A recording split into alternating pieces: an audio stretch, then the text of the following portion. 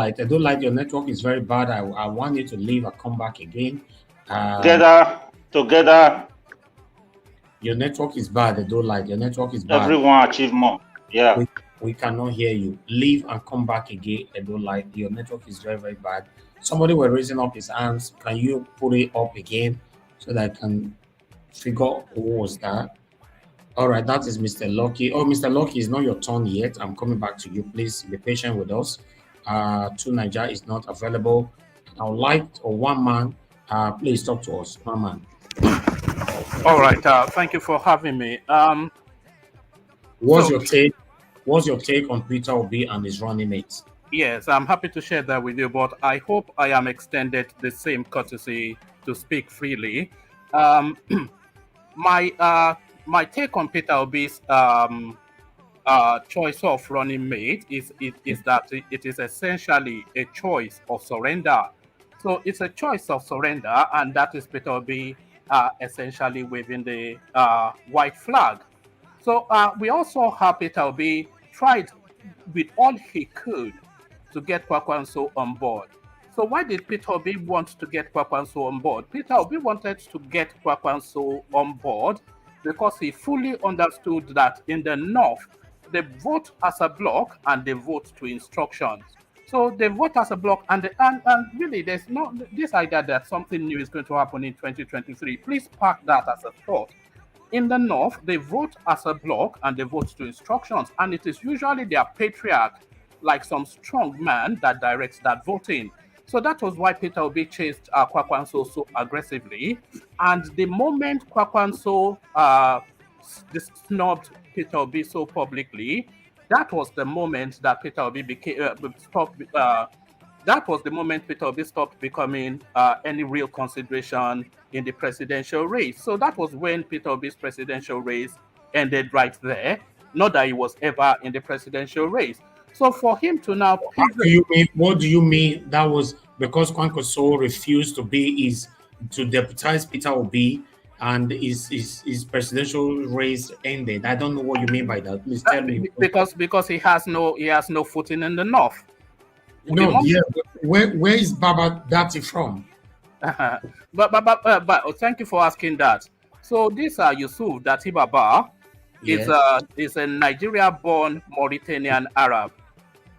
I'm sure you know that. Yeah. Please, can I ask you a question, please? Before you start spreading your fallacy, can I ask you a question? Is it not a Nigerian-born? Can I ask you a question, please? Let's go ahead. Ask your question. My dear brother, I can see you are jittery and you are scared of the momentum, the political inferno generated from the heat of the movement, the camp of the Atikus. And listen, I'm going to my question. I'm going to my question now.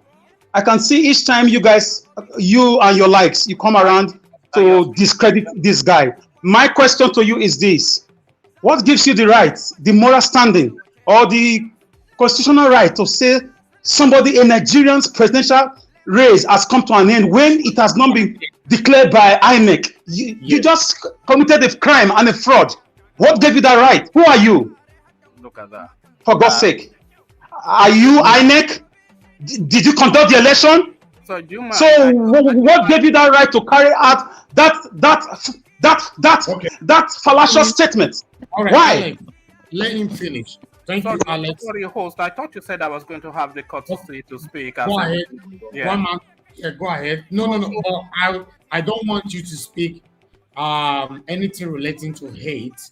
I will always stop. No, I haven't though, have I? Have I said anything hateful? I haven't. So what gives me the right is my right under free speech, which is your entitlement as much as mine.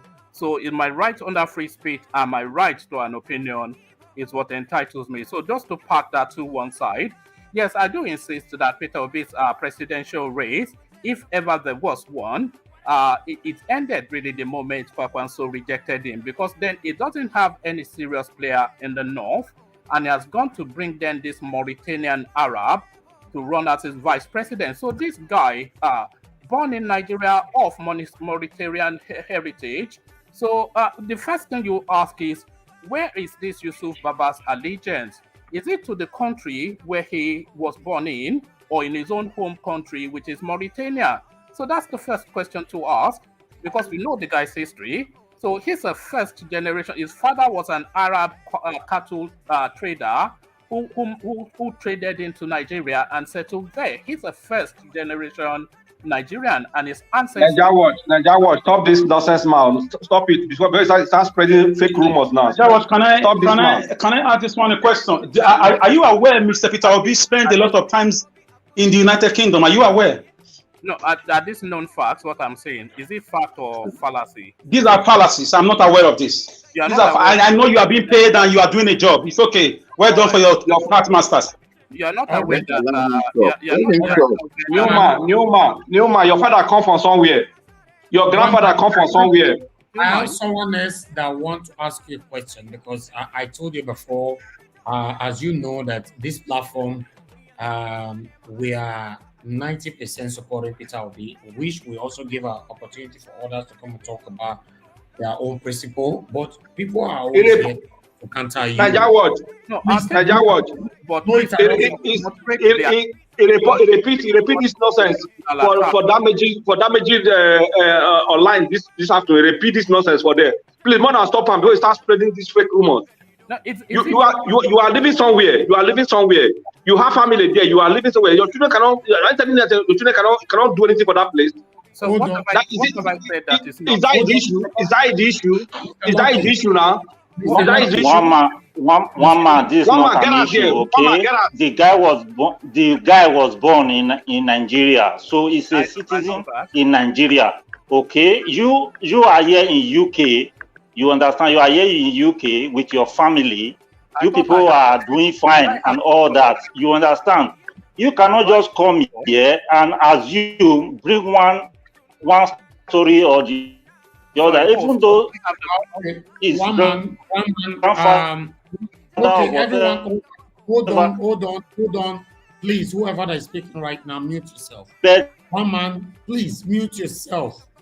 One man, I'm gonna let you know this henceforth now, that in case, because I don't have any problem you coming to our channel. That's not a problem at all. But next time, if you are coming with any information, please send it to us first before you come here. When you are saying it, if anybody want to counter you, I can say yes, is the fact. I have it right here. Because a lot of people are going to continue countering you, because then we know that you don't like Peter Obi and you don't like Igbo people. I already know that. But that is not enough for me to say, okay, I have to ban one man here. And information have also reached me how you're scandalizing our own name on your own media. We cannot stoop so low to do the same to you. We are bigger than that. So one man, please tell us, who is your own principal? All right, can I speak? Yes, go ahead. All right, I must just correct. I don't despise Igbo people, so I'm not quite sure why you should say that. And if you're looking, there's nothing I will ever say on your platform or on any platform that is not factual or verifiable. So Yusuf Datti Baba-Ahmed, his heritage is well known. I don't think I've said anything that is not common knowledge. That is it's a Nigerian, yes, by birth, but ancestrally Mauritanian. It's a first generation Nigerian with his ancestors. Your first generation come from where? Your first generation come from where? Oh, do you mind? Can I at least? You don't please, have to agree. Don't interrupt him, please. One man, you have not answered my question. Yes. Who is your principal? Because you are 100% against Peter Obi. I want to know, because I have said it before, and a lot of people have said it, that you are campaigning for Tinubu. So you tell us now. Be proud of your principal, for Christ's sake. Who is your principal? All right. Okay. So I will answer that, but that is an unfair question to ask. Because I'm entitled to my politics and I'm entitled to my opinion. But if you are insisting, then I will answer. But I'm not going to. Say your principal. Say your principal here. Say your principal. And destroy somebody. Say your principal. I want to know your principal. I'm sorry. I just want to know. All right. So if you ask the question, then I will answer, and you have to satisfy yourself with my answer. So my principle is Nigeria. So that's my principle. So I better remove this man now. Please, this guy, Mr. Najawash, I think, I'm sorry. Please, everybody hold on, please. Everybody mute yourself. I'll come back to you again. I have someone calling here. Mr. Henry, thanks very much for calling us. Please talk to us. Go ahead. Please. I'm sorry to say this, but I have headache right now with this guy. I like this guy to take control of the program. Please take this guy out.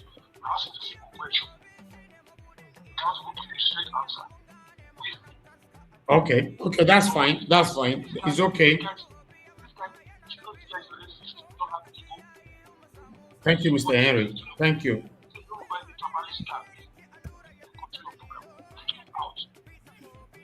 Thank you, sir.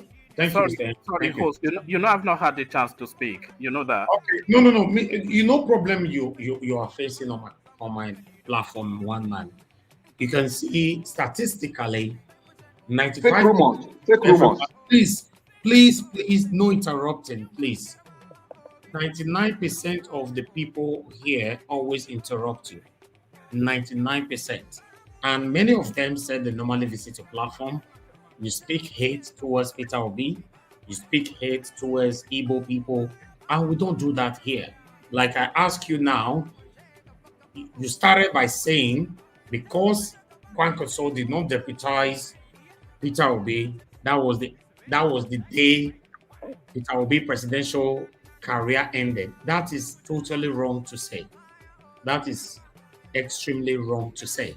But that's in my opinion, though. In my opinion. Yes, but we don't want that here, as you know.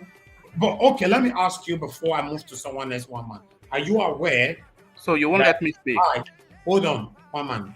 Are you aware that my channel and I speaking right now, we are supporting Peter Obi? Are you aware? I am aware. You say it all the time, but okay, I'm not so hopeful that you want to. Not proud. How come you are not proud of your own principle? Well, even you give me a chance to answer. I'm not proud of it. You asked the question, but you don't give me the chance to answer. Okay, you don't answer my question. About 3-4 minutes. If you want to answer it right now, I'll give you the time. Go ahead. Answer the question. All right, I'll answer it, but in my own way. Okay, go ahead. All right. So my candidate is Nigeria. That's my candidate. No. And, sorry, you said that you let me answer it now. So please let me answer it. Unless you want to tell me what to say, then I'll repeat it. Okay, so my candidate is Nigeria. And how I am arriving at my candidate is by a process of elimination. So I look at all of the serious players and I look at then who is the best person that will fit the Nigerian narrative. Who is more pragmatic, who is more viable, who has the better plan. So the person with the best plan for Nigeria in terms of plans that has been articulated is Atiku. There's nobody else that has presented a plan that fits the Nigerian paradigm other than Atiku. So that's that. But then Atiku cannot be my candidate for reasons that along with everybody else in the country, I am fed up with the Fulani. So I want the power to transit to the south. So Atiku, if Atiku was a southerner, then I will park my support with him. But unfortunately, it's not. So Tinubu comes up next. Tinubu is not also a really viable person. He has all of the functionalities to be the Nigerian president. He would have been the perfect fit. But we see that he's both mentally and physically just hemorrhaging in front of us. So that's not a possible. So he's somewhat shaky. So we come to Peter Obi. I'm going to let you know this now from today, because I am happy that you responded to me, that you know that I am a channel as supporting Peter Obi. So from today, if you want to come to our channel, please, I want you to come here and talk about your principle. I don't want you to talk anything against Peter Obi, please. I am not dictating. I'm not telling you what to say. And it's a choice. If you want to come here, it's a choice if you don't want to come here. But I wouldn't like that you come here to castigate and bring down my own principle. Peter Obi is my principle, and I'm very, very proud to say it anytime and any day. So I am not sure you will want me to stay here, fold my arms, and hear you castigating my principle. No, I'm trying to be professional here. Even how people telling me to remove you and do this and do that, because they've told me severally that these are the kind of things you're doing on your own platform. Please, one man henceforth, in case any of my staffs are here, you want to come here, we are not blocking you at all. Please talk about your own principle. In Pidgin, it is called talk your own, make I talk my own. Don't come here and focus on the Igbos and Peter Obi. But I haven't done that, have I? I'm focusing on the topic you presented. Always, no. The way you started shows that you hate Peter Obi. No, you can't say that now. Who is Kwankwaso? Who knows Kwankwaso? Kwankwaso's name started raining. It's a bigger name in Nigeria. No, it's not a bigger name. I never knew that name before, and I believe many people never knew that name ever existed until Peter Obi came up with that name. So why would you say because Kwankwaso did not deputize Peter Obi, that was the day his presidential career ended? That is rude, that is insultive, and is unacceptable on my platform. The permutations say that. The permutations. It's not me saying it. But I don't want. Okay, yes, that's fine, but I don't want that to be repeated on my channel. Again, you are allowed to come here and speak about your principle. As long as you are not proud of your principle, then there's a problem somewhere. What I expected from you, because some people are here who talk about, oh, Tinubu I won. While some are here who talk about, is Atiku I won. You have never done that. I want the best for Nigeria. That's what I want. No. Who is the best for Nigeria? How do you know the best for Nigeria? It is by a process of elimination. That's what I was explaining. Are you aware of this movement right now that is shaking the whole of Nigeria right now? I'm aware of the Twitter movement for Peter Obi, yes. Okay, so... Bro, this guy is taking our time. I'm about to go out. Forget this guy now. Cut it off. Let other people contribute. No, we don't do that, sir. I haven't even contributed anyway, but... Cut him off, please. Don't order me on what to do, please. All right, he have right to his own opinion, and I'm trying to tell him what we accept on our channel. Don't tell me what to say to him. So one man, like I said before, in case you choose to join us next time, come here and talk about your principle. I'll prefer you talk less about Peter Obi, because I'm supporting Peter Obi. It's just like I stand and look somebody discrediting my own father. That's impossible. So that's the reason why I asked you earlier on that are you aware I'm a consecrated supporter of Peter Obi? You said yes. I also asked, are you aware that my channel is campaigning for Peter Obi? And you say yes. So because of that, you must respect my choice and speak about your principle. All right? Sorry, let me just say this last thing.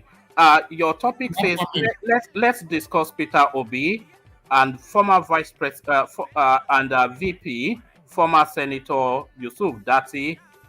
So that's the topic that you've presented for discussion. Yeah, and but that is what I'm discussing. You did not say let's say nice things about Peter. You did not say let's say nice things about Peter Obi. You said let's discuss. Your discussion is not aligning to what I stand for. I'm sorry. Right. So you only want to hear nice things about Peter Obi. Is that yes, the rule? Exactly. Yes, that's what I want to hear right now. Right. Because nobody have anything bad about Peter Obi in the whole Nigeria. Because you don't allow it. You don't allow it. That's it. No. Let the EFCC investigate him. Peter Obi have told you all. Do you not know he's under investigation? Peter Obi have told you all severally. Do you know he's under investigation by Do you know that? No, if you have verified him, please send me your documentation. Send me research. Have you researched Peter Obi? Have you researched Peter Obi? Have you researched him? Yes, I've researched him over and over. Investigation. You don't know he's under investigation? No, he's not under investigation. This bad. You don't know? It's not. Naija Watch, please. Is that you are with us or you are against us? These guys speaking so. This guy is a confusionist. Who is speaking? It's me, Felix. Felix, what are you saying? Is that I'm with you or against you? What do you mean by that? It implies that this man speaking. Felix, let me talk to you. You don't speak to me like that. Were you the one that come to me to indoctrinate me to support Peter Obi before I started supporting him? Don't ever speak to me like that. I know what I'm doing. I dedicated my own channel for Peter Obi. Nobody's paying me for it. I don't like that kind of statement. One man is a Nigerian. You cannot expect me to throw him out. What I'm doing here is to educate him, to filter him, to tell him the kind of things that we allowed on my channel. You telling me to throw him out? He have not committed any offense that is against my channel. He doesn't like Peter Obi. It's obvious to everyone, visual to everyone. I understand. I didn't say you should throw it out. I said Yes. either Either with you or against you. I don't like that. I'm sorry, okay? I don't just like that. Anybody, you should expect that. Even you, Felix, do you know how many people that hate you? Do you know how many people you have rendered help in your family that doesn't like you tomorrow, that want you to die? It's normal everywhere. You cannot expect everybody to sing the praises of Peter Obi. You must have one or two persons that's against him. But that's why we are here to counter them. But when we are countering them, we shouldn't counter anybody with hate. Even Peter Obi said it, that if you know you are supporting me, you are part of the movement, please take hate out of it. He has said that over and over again. Please, let's do that. That is the rules I'm following. I'm a strong, dedicated supporter of Peter Obi. And please, hold on, my people. I have a caller. Israel Semuta, please talk to us. Good afternoon, good evening, good morning to all Nigerians. I just noticed something, please. I know that we have a goal, but everybody should understand that people come in there and want to speak their own mind. Please, let us respect them. Let us be democratic. We have always been democratic. Let us respect them. Let him or her say what he wants to say, regardless of their candidate. When they speak, do not insult them, please. They have a right just as you have a right. The essence of saying, throw this one away, throw this one away, if you stop, let them say what they want to say. That is a platform where everybody expresses their mind. If you want to counter him, bring out your fact, counter this person. Let the person also counter you. That is the beauty of democracy. Please, I want to urge everybody. If you are coming and say with the hate, because this person is not speaking for your candidate, throw him out. You should stop. That is not how it is. Talk your own and let this person talk their own.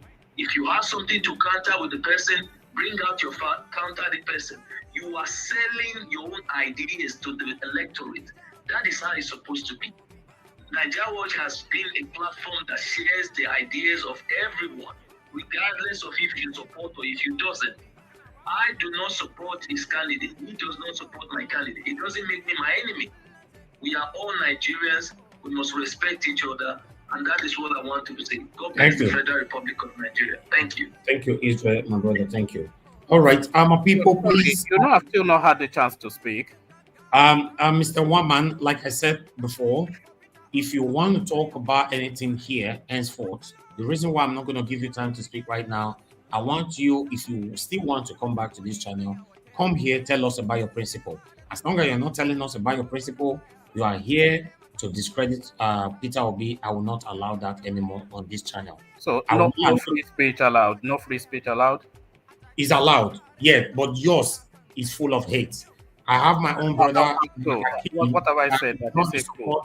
No. The way you started is obvious. Please, please let me hear from someone else. I'm so sorry about that. I would like to thank you, sir. Yes, thank you. I would like to move on now to Mr. Lucky. Mr. Lucky, please talk to us. Yeah, good evening, everybody. Yeah, I would like to contribute my own, because this guy, I don't know what he really wants. He go to audio platform to discredit Peter Obi. What are you going to gain? Just campaign with your principal now. Campaign give us the manifesto we want to use. You cannot just go audio platform. You go to damage this afternoon. The same thing. Discredit Peter Obi and advice. That is not right. You have children in UK. You are living in UK. So your children cannot contest for anything in UK. Mr. Lucky, please, let me pass this information because I know that all my team are watching right now. In case any of you are on the broadcast, one man comes to this show, allow him in. But if he's not going to talk about his principal, don't give him time to talk. All right. I can see that many of you are here.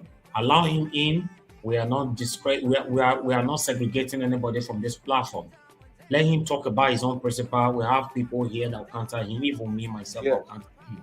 But if he's here to continue to discredit Peter Obi, it is prohibited henceforth on this platform. Thank you. Yes. Thank you. Go ahead, talk to us. Okay. One thing I would like to, I don't know whether Peter Obi have time to watch this program or something like that.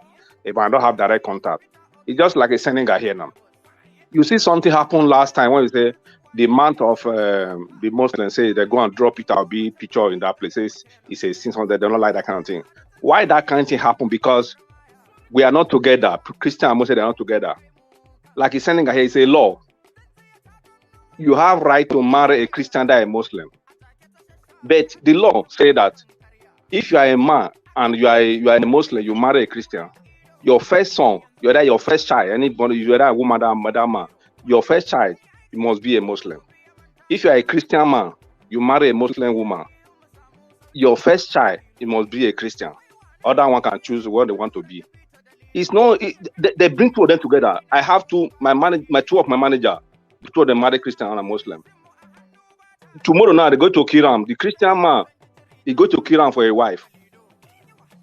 That is all of them work together. They know the two of them understand their law because you cannot bring problem between two of them. That is exactly what happened. If they can do the same thing in Nigeria, this problem of Christian and Muslim will stop. Okay, that is what they are using to divide us. I pray that God will help us because we are on the way. Obedient family is on the way. There is no problem. But this man, if you like, may change. If you like, may not change. There is the one. It may just try to discredit himself. That is not right. You are an old man. You have children. Can you boast of it today and tell that he will send you to Nigeria with your family? Can you boast of it? Can you say that into somebody? Even in Lagos, even in Borno, anywhere, can you do it? We are talking now. You say they want to vote. Say candidates in Nigeria. Candidates in Nigeria. Nigeria. When can you even send your children to? We are fighting for a solution. You cannot even call your family to tell them say, okay, this is the person who can. Okay, I ask him one day for your platform. I ask him. So what if you happen that Tinubu want to go and represent us for UN? And a 3 panel, that 4 panel. Before those 3 to 5 panel will talk, Tinubu don't sleep. Instead, me say, not true. Say, what I talk, he tell me say, reason it. Say, man, not true. When he wake up, he will say, bado. That is what is there now. That is what he said. Okay, you are still pushing that kind of people to us to say to vote for. So we are not. Nigeria never suffer enough. Which kind of prayer are you praying? When you want your children to live, so you live in UK, when you are saying that they cannot even have right to be a local government chairman, a councillor. Somebody who have a university in Nigeria, who be a senator, who be a House of Rep. You come out this afternoon to come and discredit that kind of person. What you never contribute to one thing in Nigeria. People contribute to Nigeria to make Nigeria better. You are now trying to discredit them. Please don't lay curse on yourself. Okay, not be say somebody curse you, going to be say the only curse. But for what you say in your mouth, it can be a curse to you. You be very careful because this is not the right thing. Okay, thank you very much. I submit that is my submission.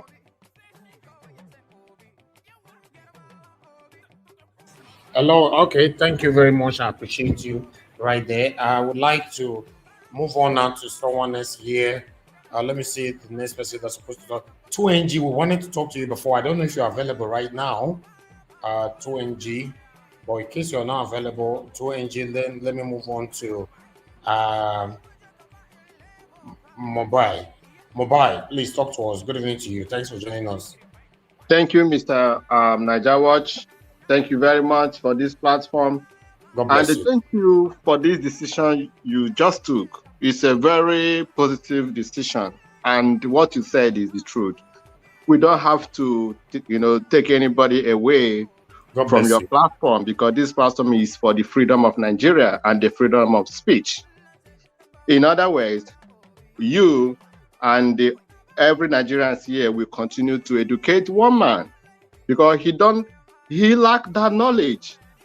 He lacked that knowledge. So anytime he's here, please we will continue to educate him until he gets it right. That's number one. So the topic of today, Peter Obi vice president. I'm not a party man, but when I look at what is happening and look at the direction of what is going on, I have no choice than to encourage everybody to vote for Labour Party, because this party, Peter Obi just went to this party less than 3 months ago, and today is the talk in all parts of Nigeria and the Nigerians in the diaspora. Everybody is talking about them, and I believe the reason why people are talking about them is there is a positivity in these two great men, because this is the thing that I found out from these two people, that Peter Obi and his vice, these are people that do not have a missing certificate. These are two people that have excellent academic achievement. These are people that have good, verifiable track record. These are people that has good businesses that they are doing. These are people that are competent. These are people that the world wants to see in the international stage to represent a country. Look at this vice president. He owns a school, and he has not been the vice chancellor of that particular school. So these people are not driven by Nigerian money. They have passion to see poor Nigerian people like us have means. Look at, I was watching President Buhari yesterday. Look at all the Amajuris. Look at all the beggars in Katsina waiting for him with all the security in Nigeria guiding him. That is not the kind of country we want to have. That's not the kind of president we want to have. Look at what is happening in Nigeria. Look at the way this terrorist is vandalizing Nigerian prison. I can list it to you. Since Buhari took office, since 2011, we are at about 9 prison break by Boko Haram, and nothing has been done. 11, oh, 11. Sorry, Yes. it's 11, sir. Sorry. It's complete. Thank you. It's 11, and nothing has been done today. The president has not talked to us.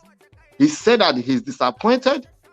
So if wherever you are, you're a Nigerian, I will encourage you, link anybody you know to watch this Niger war, because there's a picture I saw here when I joined this thing today. There's a picture I saw that they showed Tinubu and somebody else. It is devastating to see this kind of people again leading us. I'm not against anybody, but we have to tell the truth. We don't want another Buhari. We don't want somebody who cannot attend international meeting. We don't want somebody that we can be hearing from presidency. Our country is burning. We only hear from the presidency. Please, let us engage our people. Let us get our PVC. Let us sponsor who we can be able to, to speak to them in any language they will understand, so that next year we are going to change this diabolic follicle of thieves we have in our country. Thank you.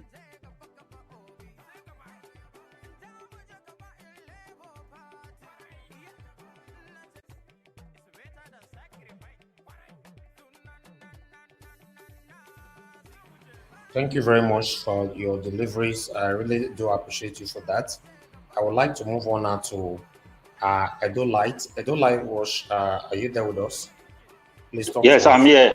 Before that, Edolite, please hold on. I have Mr. Ogbemudia. Please turn on your mic so that I can accept you to the floor. If not, I cannot accept you. I might remove you for someone else to I'm here. Go ahead. Edolite was, go ahead. Go ahead.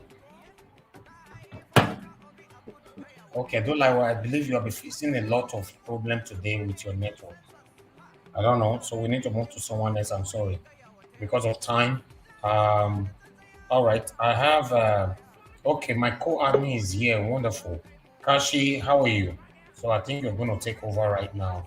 Kashi, can you hear me?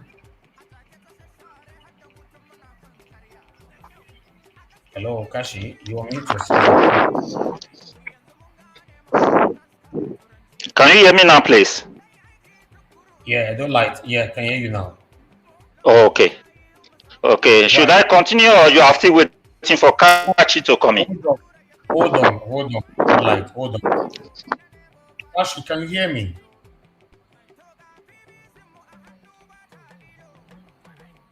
Kachi, we can't hear you. We can't hear you at all. All right. I don't like. Go ahead with your contribution.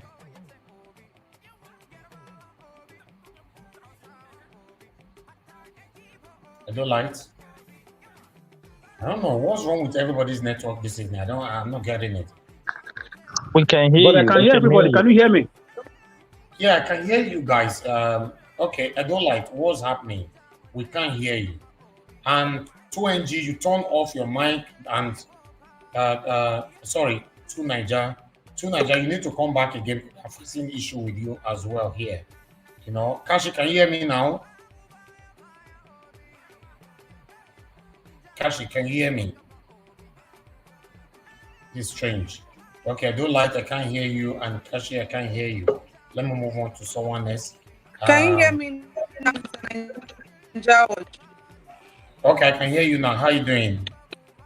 I'm very well, thank you. Good evening to you, everybody in the panel section, the amazing viewers, and to everyone in the comment section. Good evening to you all. Please, can I go ahead and make my contribution so I can leave for other persons to join? Okay, yeah, go ahead. Okay, I actually came because of one man went to moon. That's why I came, but unfortunately he has left. Because I wanted to ask him a few questions. I know we've always said, oh, Mr. One Man should come because, I mean, we practice democracy on our channel. We allow people to come and make their contributions, provided they are not spreading hateful comments or whatever. You know, I got a lot of complaints from One Man Went to Moon, and I believe you did get a lot of complaints too. I took my time to check his page out, and I took my time to also go to the other pages that One Man Went to Moon visits. And I can tell you that One Man Went to Moon is doing this thing on purpose. He just comes and, you know, distracts everybody and passes his information to anybody that cares to listen to him. So imagine him asking you that, do you want me to only tell you nice things about Peter Obi? So he's putting you on the spot, trying to test your patience, making you say things, you know, out of context and bringing it out. So do you believe that after making those, I don't know how to put it now, after saying what he wants, after getting you to say what you want to say, he immediately just leaves? He's on a mission. He does these things on purpose. I know we've talked about it and we say, okay, let woman keep coming, provided it's not, you know, spreading any hateful comments or whatever. But now he actually feels like this is a job. He does this on purpose. He comes to create chaos. He comes to create distractions, discredit whoever it is he wants to discredit, and leaves. So I'm just going to appeal to you. Please, we really have to do something about One Man Went to, because I had to go and research him. I had to follow the other pages that he goes to. So he's not just doing this on Niger Watch. He's practically doing this every other places he goes to. He goes there, causes chaos, causes distractions, and just leaves. So please, I want you to look into this. I wanted to come and ask him, why did you do the same thing in this channel XYZ? That was why I actually came here to join today, but unfortunately he has left. So please, let's do something about One Man Went to Moon. Thank you. Can I say something? Israel, go ahead, Israel. Yeah, thank you. Also, I just finally joined because something was not right. I understand how Ms. Kachi felt, and also all the Nigerians around. I have to say, I'm sorry if it really annoys you guys. But one thing we have to actually figure out here is that when you have a determination, no one can stop you. Instead of you to drive them, you educate them, just like one of my brothers said on the platform. Oh, please, One Man is educated. He knows exactly what he's doing. Trust me, this guy is clueless. Just go and follow him. Because I did that 2 days ago. I did that yesterday. I did that. my lovely Mr. Nigeria, sister. please can I say something? One man is just doing a job. He's a professional. I know I cannot prove it, but I think he's doing a job because immediately he makes his contribution, he leaves. That's not how to be a panelist for me. If everybody leaves after speaking, who's going to be here? So he's shooting himself on the feet. My brother, I understand I know him very well. One thing you have to know, you don't scratch your body the way he scratches you. So he will not label you as somebody who is also like him. When somebody comes into you already know him. How do you tackle this thing? It is a sense. He said something that drew my attention. He said Datti, who is the vice presidential candidate to Mr. Peter Obi, is originally, he's from Mauritania. That is correct. But one thing he forgot. Obama was from Kenya originally. There are other Omuna, who was the UK, he was an MP in the UK Parliament. He was Nigerian, but he was born in the UK. But the first thing I expect someone to ask one man went to Mo, now that he has presented his own case, why can't we ask him, even if he has an origin or a background from Mauritania, was he born in Mauritania? The answer is no. Was he born in Nigeria? The answer is yes. So he is a Nigerian. What is he doing? Is he causing obstruction to the Nigerian growth? The answer is no. Is he helping the Nigerian growth? The answer is yes. So why can't we queue on him? So when somebody brings out informations like this, you also have a counter information to give him. Because by the time we start pushing them off, they are going to label you like, you see the OB people, they are always causing confusion. They will always tell you to go. But I understand the pains. That is why I asked him the other day, the dividends of democracy you are getting from the place you live, that you did not fight for. You are enjoying it. Other people fight for you. They gave you the citizen not because you were born there. They gave you the citizen because you became a national. You went through the naturalization process and you became the citizen. And they gave you the same right of that same place as a citizen. So these kind of things, you can use it to counter it. Because the way he portrays Datti, that is his own way, because he's also trying to sell his candidate. So you have to not fight anyone. Israel. No, yeah. I disagree with you. He have never told us his candidate. So yes, that is his strategy. Yes, we don't want kind of strategy. Do you know why? Do you know why he will not? Do you know? This is the thing.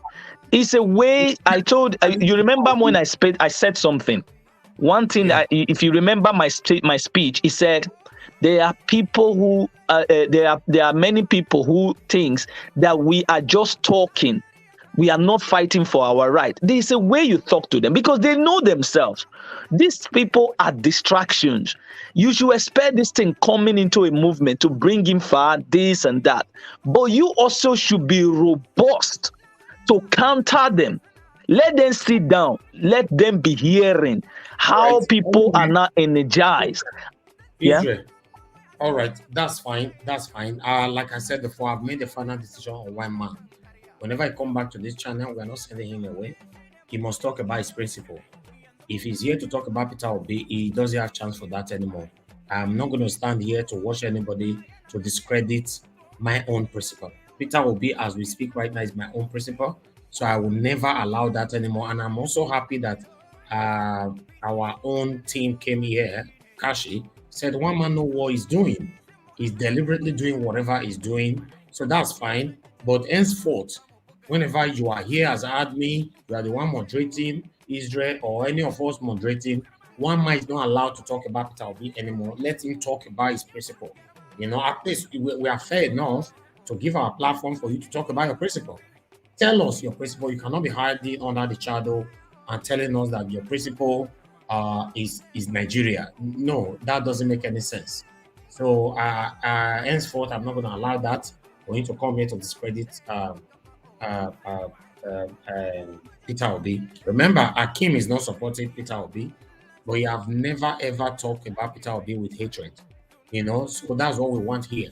this channel is not here to accommodate anyone to discredit in a hatred speech. We don't want that here anymore. So Israel, please, we give the channel to you right now to take over from here. Let me tell you the people that are supposed to moderate now.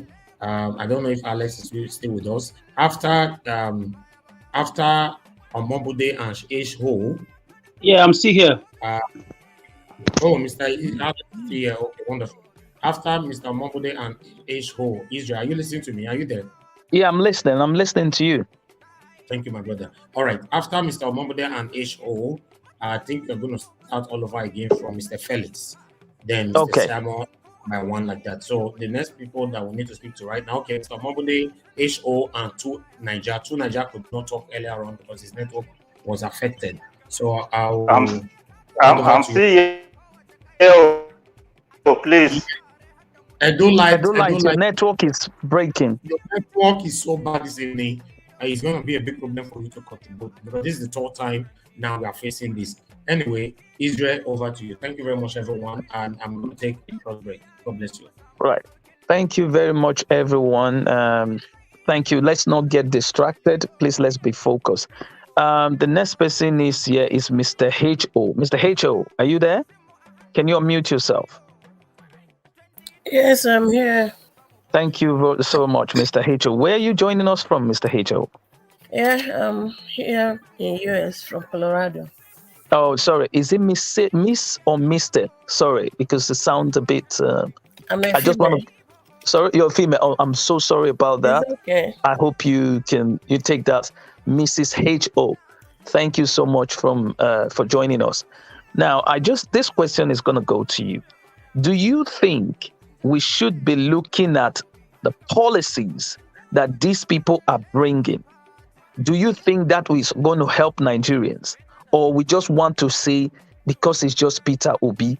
Or do you see what you are saying is you're looking at the policy side, what he is bringing to the table? What do you think about that, Mrs. H.O.? Yeah, before I comment on that, I think we have to really tolerate each other at this moment in time. I was listening to what was happening behind the scene on One Man.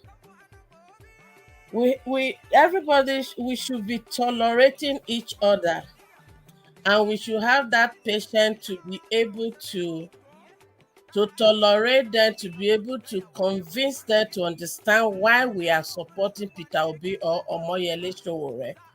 Because if we continue to see them as our enemies, see them how they send them, I don't think that is democracy, and I don't think that has been the past, and that is what we are trying to correct. So we cannot use our aggressiveness to correct such. Then, based on the question you asked me, it's just like somebody coming to your company and the person you want to employ the person. I think we want to know what is the person bringing in to make the company successful. So making them to give to us what they think they are bringing to the table to rectify the situation of Nigeria is very important as at this point. Because if we don't, it's still going to be the same old story. The old story where they will come to the podium to show us their broom for the APC and show us umbrella for the PDP. So Obi coming up to tell us he is going to shift from consumption to production. That is not enough. How does he want to achieve this? He should be able to give us a clear line when it comes to security. It should be able to come up to tell us what is he going to do when it comes to the rate of unemployment. He should be able to come out to tell us how he's going to tackle is it 18 million right now out of school children. How are we going to achieve this? So if we are not answering those things, then we as a people should be able to present to him What we are looking for, the kind of things we want our next leaders to come in, to come and achieve, to be able to move Nigeria forward. We have a lot of debt on ground. How is he going to eradicate that? We are talking of restructuring. What is his plan for restructuring? We have a problem with our constitution. What are his plans concerning that? Because as long as we don't have a clear picture of how these are going to be achieved, at the end of the day, we are still going to enter there, and before you know it, 4 years is gone, and we are still on the same story. For those of us who happen to be here, me as a person, I desire to go back home. But we cannot go into the current situation that we are having at home. So these are the things that are not currently right, that has put us in this situation for a long time, are the things that needs to put in place. What are they going to do in terms of laws and politics that will make the environment friendly for our brothers and sisters who wants to go back home, who wants to come and invest and establish things, to be able to come and do that? For those of us who are out, we are just helping them in the Western world to continue to develop and sustain their economy and their country, but in the expense of our own country. So these are the questions, these are the things that they need to tell us now. Then when people talk about, oh, our people in the villages, our this, there is no village that we don't have youth. North or south, there is no village we don't have youth. And there is no village that the youth that we have does not have smartphone these days.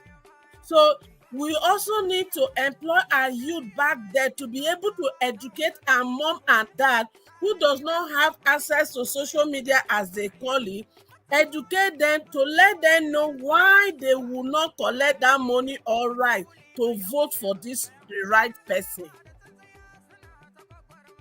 So we need to know. Mrs. Hachel, thank you for that. I wanted to ask you a question.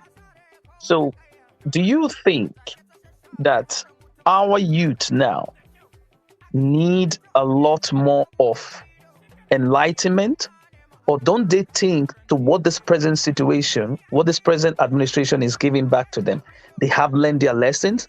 Do you think we in the diasporas need to do more, since most of us might not be voting?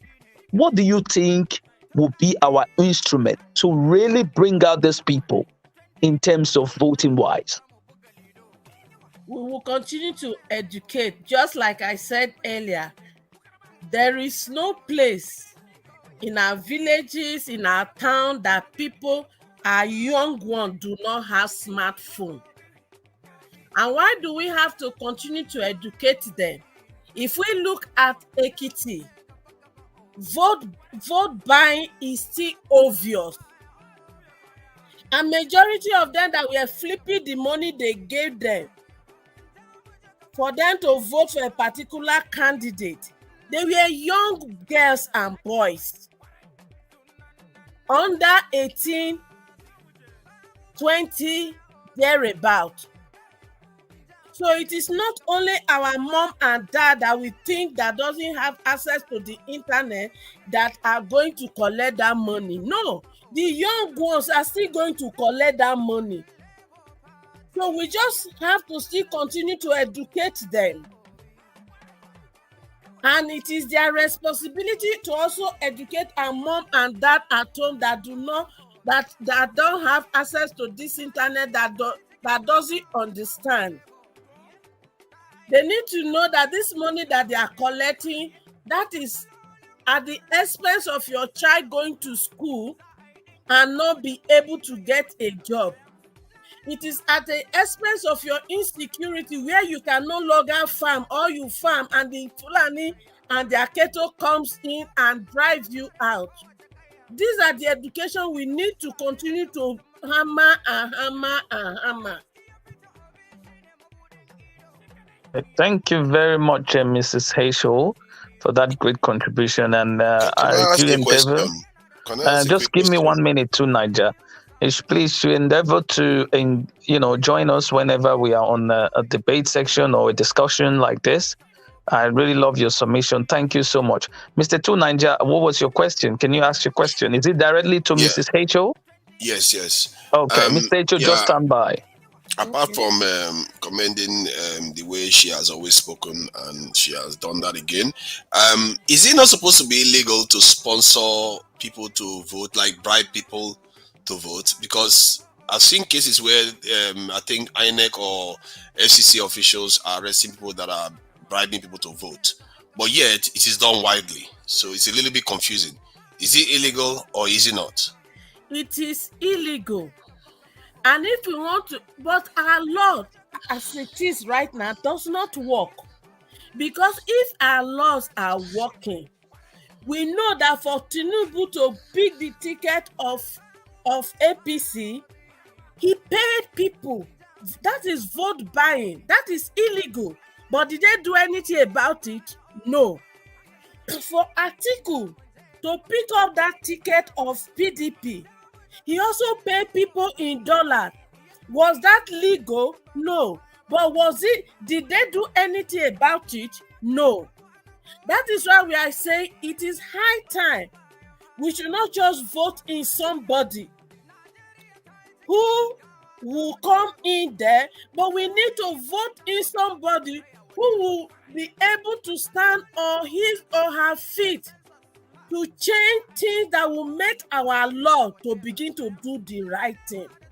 Thank you so much, Mrs. H.O. I want to go back. I want to go to Mr. Two Niger from the question you asked, the vote buying. Now, what do you think Obi's camp should do now? Because you can see the money is influencing a lot of Nigerians because of the hunger. Do you think this is like a strategy to make sure to enslave the people because they believe that the money will still play? What would you advise your camp to do to make sure to quell this kind of, irregularities? What do you think of that, sir? I think it's a very difficult question to tell somebody that is going through hardship not to accept money if it's only to cast a vote. Even if you can explain to them the consequences of casting that vote is far more expensive than the money that they are being given. But they don't care. They want it right now.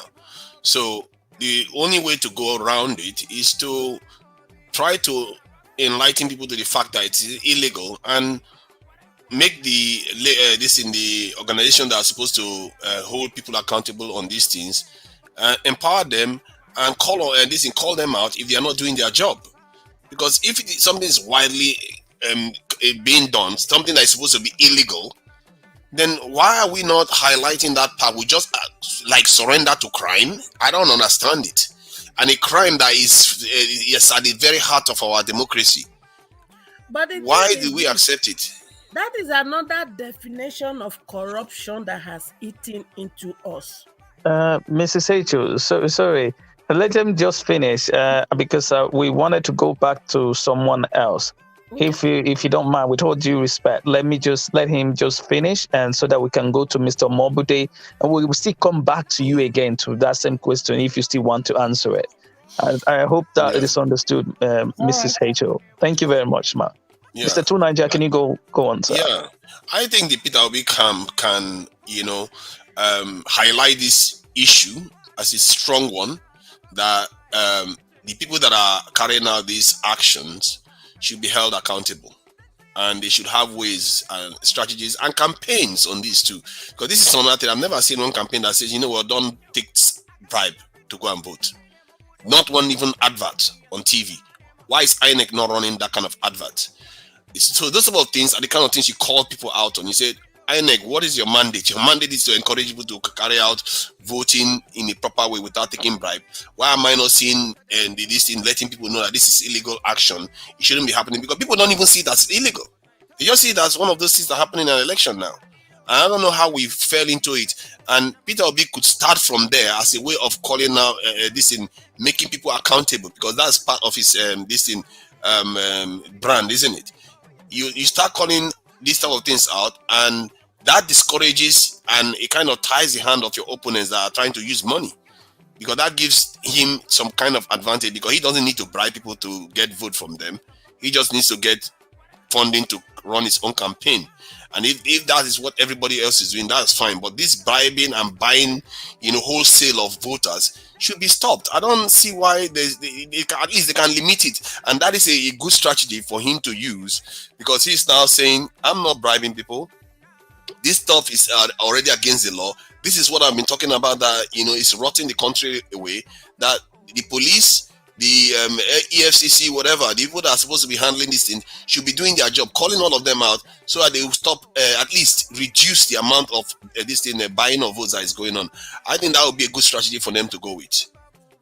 Because it is wrong. It's at the heart of the democracy. We can't just accept it. Somehow, it's just become acceptable that people just buy votes. It's like, why? It shouldn't be. We should start pushing back against it. Thank you very much, Mr. Tunanja, for that question. I think you also answered it. Mr. Mobude, are you there, Mr. Mobude? Yes, good evening, sir. Good evening, Mr. Mobude. Mr. Mobude, where are you joining us from today? Mr. Mobude, can you unmute yourself? Where are you joining us from, sir? I'm joining from Lagos, Nigeria, sir. Good evening to everyone of us. Thank you so much for joining us today, and we're very grateful. And to you, because you are on ground, looking at this vote buying, do you think that Nigerians now have had enough of having the same people, giving money and say, don't worry, everything will be fine, just vote for us? But at the end, they give them the same, stories. Do you now think that vote buying can be stopped with this whole situation happening right now in Nigeria? That Nigerians are not going to take the money? Or what would you advise Obi's camp to do to stop these vote irregularities and, put a proper franchise, or what Nigerians to do, or believing in their own vision? What do you think Obi's camp should do now, Mr. Mobude? Thank you so very much. Let me start asking. Mr. Mobude, please hold on. Before you, I can see Israel. I'm not too sure the time, how much you have with us here, but in case you are leaving, please hand over to your fellow team, Alex, please. Yes. Okay? Yeah, don't worry about that. All right, thank you. Yeah. You're welcome. Mr. Mobude, can you continue, sir? All right, thank you so very much for this great opportunity. And I want to just greet everyone in the panelists right now. Thank you so very much. And concerning about that, the current Nigeria we have right now, the Nigeria we are right now, cannot stop that immediately. But if only Peter Obi can campaign against that, I think it would be a good idea. But for average Nigeria who are not tapped, they know what is going on. They know what they want. They know what they are going for. Let me tell you something. It happened in those states that people collect the money, they still vote their choice. Average Nigeria, I repeat myself, who are not tapped, know what they want. To the glory of God, today I'm a trader. I saw in the market. I tried to educate a lot of people, telling them that when they are patronizing me as a man and SARS, who would you like to vote for?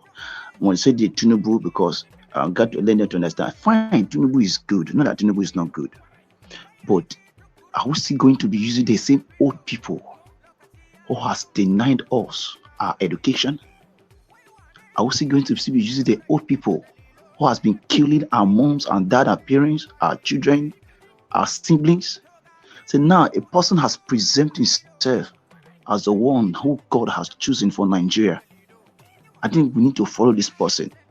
Now, someone's raised an alarm and said, can Peter Obi stop, what is it called, the bandit and issue of, is it the money that Nigeria is, yes, the money that Nigeria is holding now.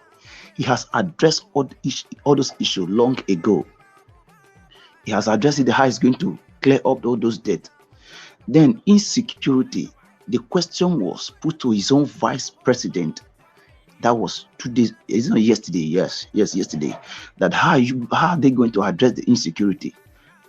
According to him, it is very, very straightforward answer.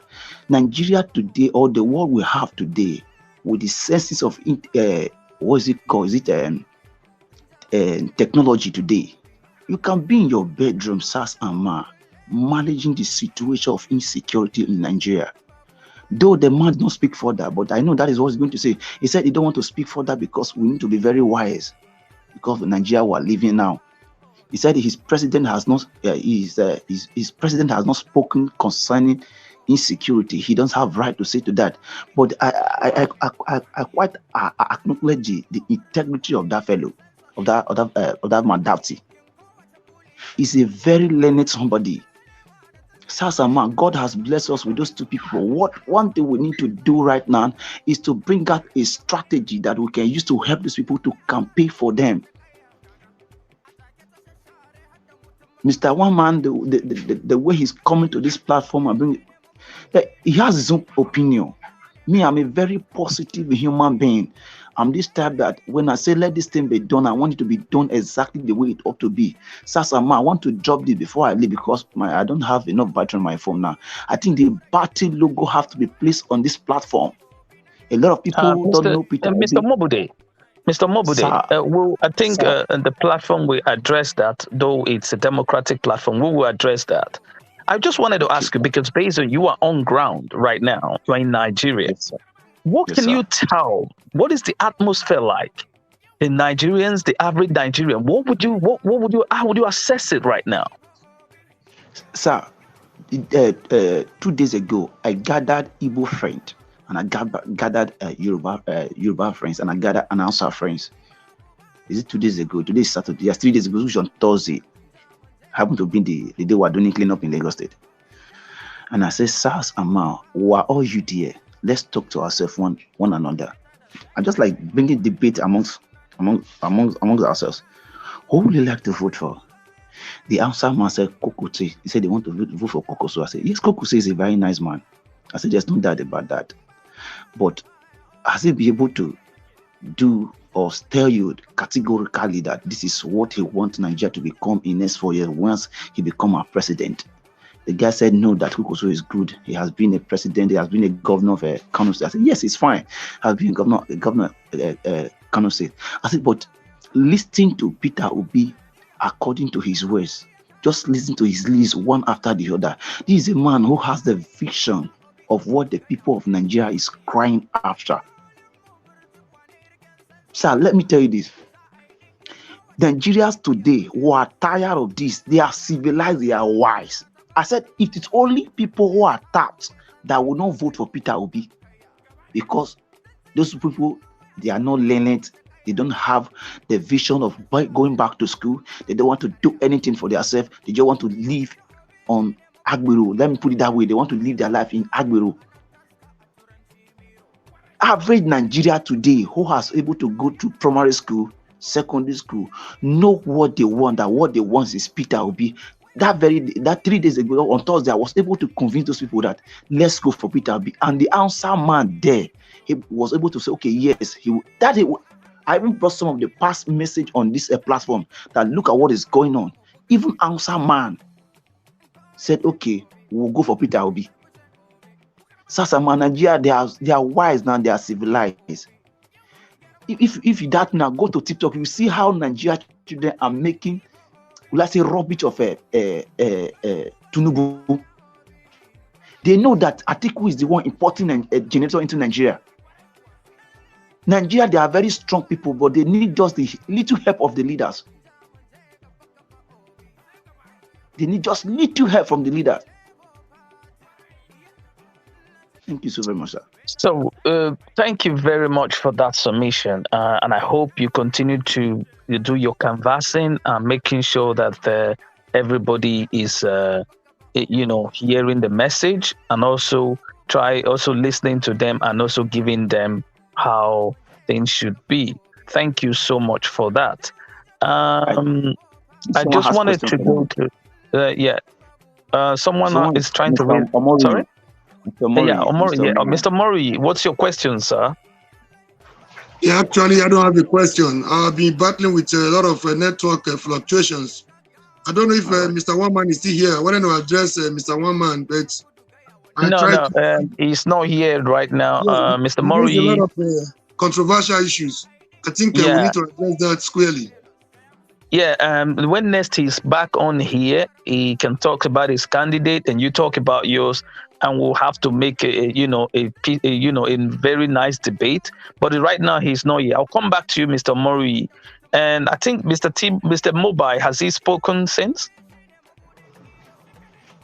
Yeah. Mr. Mobile, have you aired your view? Since I came in, I have spoken once.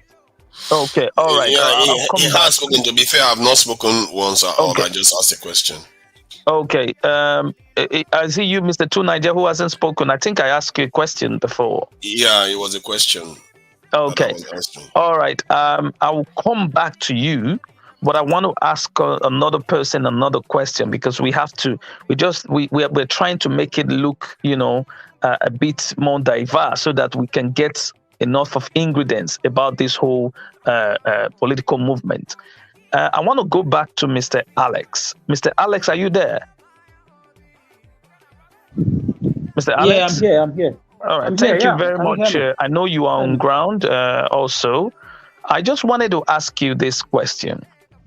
Let us say, by God's grace, Peter Obi becomes the president of Nigeria, becomes the president-elect. Now, like I've always asked, what do you think he should do first? But looking at it, don't you think Obi needs to make sure that he has the heart of the National Assembly for things to thrive? What do you think about that? Thank you. First of all, before I answer that question, I just want to quickly say this to Mr. One-Man. I am not sure if One-Man has anybody or any of his friends or family members were killed at Lekki Tollgate in last 2 years. I'm not sure if any of his family members are in Nigeria buying bags of rice in 2015 at 7,000 naira, now 25 to 30,000 naira. And I'm not sure any of his family members who are supposed to be graduating from school this year or next year are affected by the ASU strike. I'm not sure. I'm not sure if any of his family members are among those who cannot travel across this nation due to the intentional invasion of Fulani Esme with the body language of the federal government. They are the one orchestrating this, allegedly. I'm not sure any of his family members are incapacitated by this failure of federal government to secure the nation, because the primary duty of any government is to provide security for lives and properties. I'm not sure. I'm not sure if One-Man, any of his family members are feeling the hardship, the frustration, the electrical darkness, the lack of petrol, the lack of gas. Imagine Nigeria was made a video of people queuing up to buy gas in a nation that is the largest oil producing country in the whole of Africa after Libya. 7th, a member of OPEC. What a slap. I'm not sure One-Man is aware. I want to allege maybe he's a professional doing a job. Machineries are everywhere. During the EndSARS, we saw them infiltrate the ranks of the peaceful, protesters. Many of them were paid to dislodge the EndSARS, but the protest left a sand in the sands of time. So I'm not sure about this one. Even his name, I'm not sure of his name. I'm not sure. Anyways, I'll stop there. That's food for thought for him. And I'm not sure if he knows Tinubu and this other man, Atiku, is among these political cabals and this elite over the years destroying this nation. They have criminal charges in America, even in Nigeria. Yeah, Tinubu he's having a pending case, EFCC. Huh? I'm not sure. So back to your question about Peter Obi and what he should do first. For me, Peter Obi is an astute politician. He can go and verify, a two-time governor, a UK-based businessman without a dent in his name all his years in the UK. He said, before I came to be a governor, I already made £1 million from business in the United Kingdom without any frauds. The British are the most, scrutiny-oriented nation in the whole of the Western world. Every pound, if they want to trace it, they will trace it. If Peter Obi was corrupt, by now, British would have bring it out. They brought out, what was his name? Ibori. Even when he was working as a cashier, when he stole money as a young person. So British don't tolerate those things, even if I'm not a friend to the British. For a man to leave United Kingdom and made headways in business and education. And up till now, we cannot find concrete evidence against him. I think he knows what to do. The first thing I think he should do is not really winning the House of Assembly or House of Senate or Rep. The first thing is to have a reconciliation trip across the nook and cranny of the nation. People are bleeding. The killings, the decimation, there are bones. There are no database to even trace the number of deaths since 2015 by this administration. According to Amnesty International, they are ranking it at about 1 million plus. That is just the ones they could access.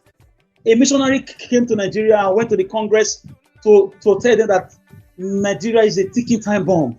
Something should be done quickly. So Peter Obi should quickly go around the nation, should visit them, consult people. He can do it. He's doing it now. During his campaign, he's going to do more. As he wins, he should not restrict himself to just Aso Rock Villa. He should find a way to visit the regions in a reconciliation trip and find out what is going on exactly. Not like we have now, people who make speeches, people who send delegates to go and rescue their fellow criminal who has been head-banned by the British law system because of organ crime, you know. So I expect Peter Obi to know what to do. With his choice of his vice, I think his team are very great. They are very astute. He has a very wonderful team. Trust me. With the way he carefully selected his vice. So if I want to see him face to face and I want to advise him, the nation is bleeding. You cannot build on a bleeding nation. People are aggrieved. You can go to the east. The Igbos are doing their own. You can go to the west. Yorubas are doing their own. Sunday Igboho was arrested. Nnamdi Kanu was arrested. You go to the middle belt, people are aggrieved. The killings are much. You go to the north, it's the same thing everywhere. So you should do a reconciliation thing and quickly fix the Nigerian military. He's going to be the commander-in-chief of the armed forces of Nigeria. Okay. Thank you so much. He should do two things: carry out a reconciliation trip, just a healing trip, and fix the military. There's so much corruption there. There's so much business going there. Okay, thank you very much, Mr. Alex. Thank you so much. And Mr. Omori, what's your question? Yes, sir. I just want to. I've been battling with my battery is very low. I think I have just 1%. I don't have my charger right here. I'm on the journey. I just want to make my little contribution so that go ahead. Yeah. I wish one man was here, but I sympathize with one man and his likes. I made an analogy the other day of a cow or a ram being tied in a particular location for too long. When you loosen the rope, it remains there. Psychologically, it feels it's still being tied. That is the extent to which our oppressors have manipulated us in Nigeria. One way or the other, we are all mentally sick. You know, I don't no apology. I'm involved too because the situation in Nigeria, if you think about it, you are not mentally okay. You can't comprehend what is going on there. So I think one man belongs to that category. They still belong to the old school. They still believe without the old way, without the status quo, we cannot move forward. I sympathize with them, but I respect their opinion because opinion is free, but fast and sacrosanct. That was what I told somebody today in one of our sisters' platform. Having said that, we need to do more. You know, they are surprised. You can't just expect them to embrace what is happening overnight. It's like a shock to them.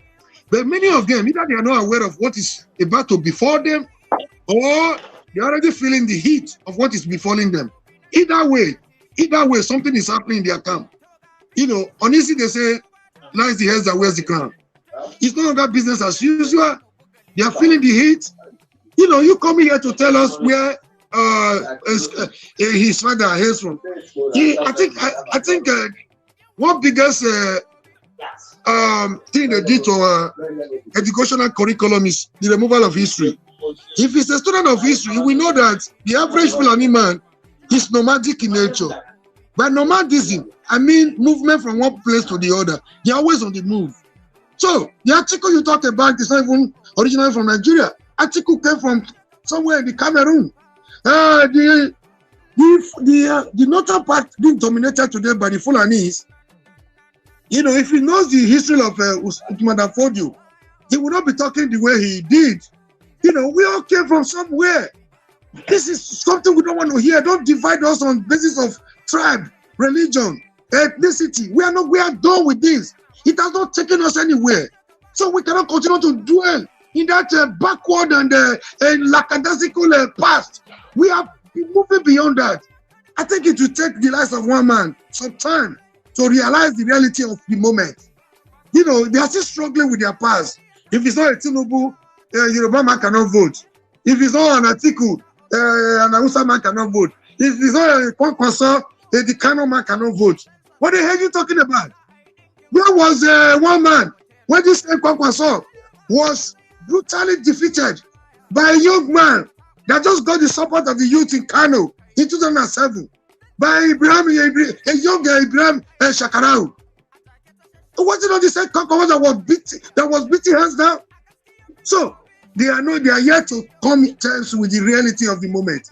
But a good analyst, a good leader, must be able to feel the political temperature or pulse of his people.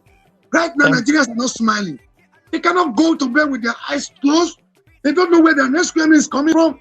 Students are frustrated at home for the past 6 months. No, they don't know when they're going to resume. People are hungry. People are dying. Somebody's coming here to tell you somebody's ambition is over. As soon as he did not take a Kwankwaso for advice. Are you kidding me? Are you all right? Are you insane? Thank you so much, Mr. Mori. I see your passion. Part, we are winning the war. We are winning the first aspect of the war, the southern part, by being able to conscientize the people, revolutionize their mind. Because, like I always say, no nation can go beyond the mental capacity or consciousness of these people. We have done that in the south. We need to do more in the north. So we have to do with love. We have to do with love. We have to replicate what Obi is doing. We have to show them love and we don't hate them. Poverty in the north is also poverty in the south. Poverty in the east is poverty in the west. Religion does not know poverty. Poverty does not recognize where you come from. So this should be our message to our northern brothers. The word is not a word of the north versus south. It's not a word of Muslim versus Christian. It's the word of the Nigerian masses against their oppressors. Thank you very much, sir. Thank you, Mr. Mori, for that great. I know you are very passionate about. You are a true Nigerian, and you are very patriotic. And the issue of one man, and I acknowledge the fact that you said he has his own opinion, and someone like you who is also here on this platform can always counter him. And that is you understand that is the beauty of democracy. And whenever he's here, you are there to always ask him a question and also counter his opinion, just as he's saying his own thing. Well, thank you so much for that submission. Mr. Mobude, you wanted to ask a question, please. Just 1 minute, please. Yes, sir. Thank you. So from this, not about question. I just want you to address Mr. Ale's issue concerning that Peter Obi. He has already addressed that how he's going to work with his own team. He said he's going to appoint different people. He's not just going to be holding him alone. He's saying he goes to appoint different people who is going to work as a president in different localities, different states. Then I just wanted to throw some little highlight about his VP, Datti. Sorry, Mr. Mobude, because of time, we still have other people, and maybe you can just wait so that we can also. There are other people who are still here to speak. I don't have battery now. Okay, I just give you 1 minute to round up, please. Thank you so very much. I do appreciate. Then Datti, when they were introducing him, I think a few days ago, the man said he withdrew from 2023 presidential election in Kano because he don't want to buy delegate. He said he accepts to become a Labour Party vice president because he has someone who has the same vision with him. With that alone, sir, we are good to go. Thank you so very much. God bless you. You're all. Good welcome. night. Thank you very much, Mr. Omobude, for that submission. I'm going to go to Mr. Felix. Mr. Felix, are you there? Yeah, I'm here. Okay, thank you so much, Mr. Felix. I just want to ask you this. In the issue of insecurity now, let's say we're having the security-wise, we're not secured. Now, what do you expect Obi to do? Are you expecting Obi to go for the way Nigerian soldiers are structured right now, our own military personnel? We don't think they have the capacity. Do you think Obi should look at the other side of hiring machineries, or do you think that we should try to use our resources by engaging more with our military personnel? What do you think that Obi should do in terms of tackling this insecurity? Tackling insecurity in Nigeria is very simple. I am a living example of insecurity. My father was assassinated in front of me years back. I'm very sorry for that. We didn't want to make remember you those kind of situation, but we're very sorry about that. Go on, sir. Yes, we are discussing about insecurity. I just want to flash back. All we need in Nigeria, insecurity or no insecurity, we don't need any machineries to secure our country. We have all it takes to secure our country. The only thing we need for the security aspect is just light. With light, we have it all. In the Western world, I live in Italy. In the Western world, we have today. What makes their security to be strong and stronger every day? Because they have a constant light. CCTV camera needs electricity to function, or solar energy, or anything electricity to function. We have all it takes. And Obi have talked about that electricity before, right from day one. Even when he traveled to Egypt, he have talked. The man is not the one speaking. Obi is just like Joseph in the Bible. When his brothers were first of all they throw him into a pit, later they sold him for slave trade. They never know they was pushing him to the destination, and pushing him to the destination to rescue the generation from famine. That is how it was written in the Bible. Obi, he take his time to choose his vice. It was not the one who was delaying choosing his vice. There is God's hand in everything happening right now. God said it is this time. Just like my family, I call them, even my younger ones that live here with me, I call them, we have a discussion. I said, are you people going to vote for Obi or no? Even my close ones that I normally support from here, are you people going to vote for Obi? I make them to understand. Those that assassinated my father was no big fan because we don't have security. If you people don't want to vote for the rightful man that God has blessed us with, never you ask of any assistance from me again. Because if the country is good, most of us, we have the brain, we have the talent.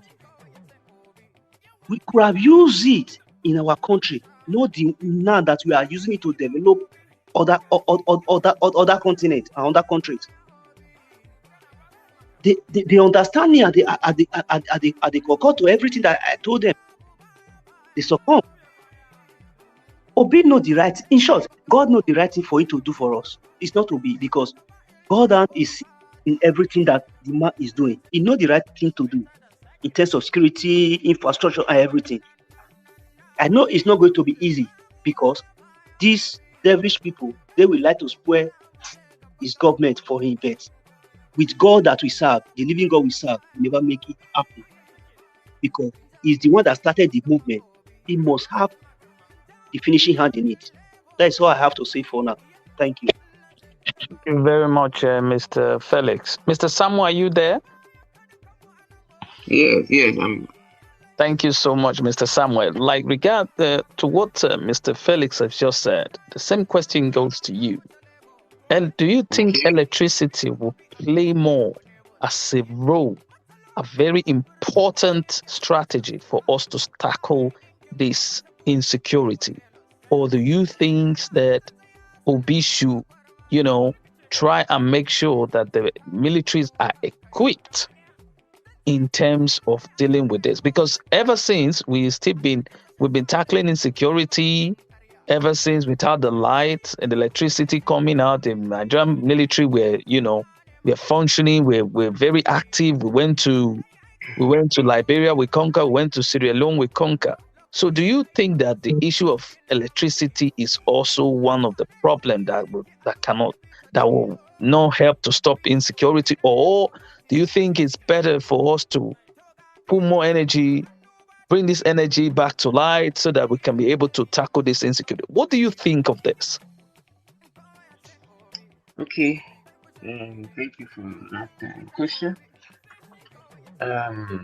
Actually, to tackle insecurity is a very, very, very, very deep. Can you speak louder? It's like we're losing you. Okay, you get me now? Yeah, we can get you if you move closer to your mic more. Okay.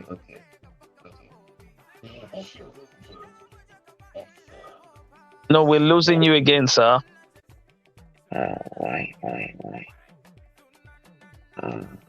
Will you get me now? Yeah, we can hear you. Just put the mic closer to your mouth. No.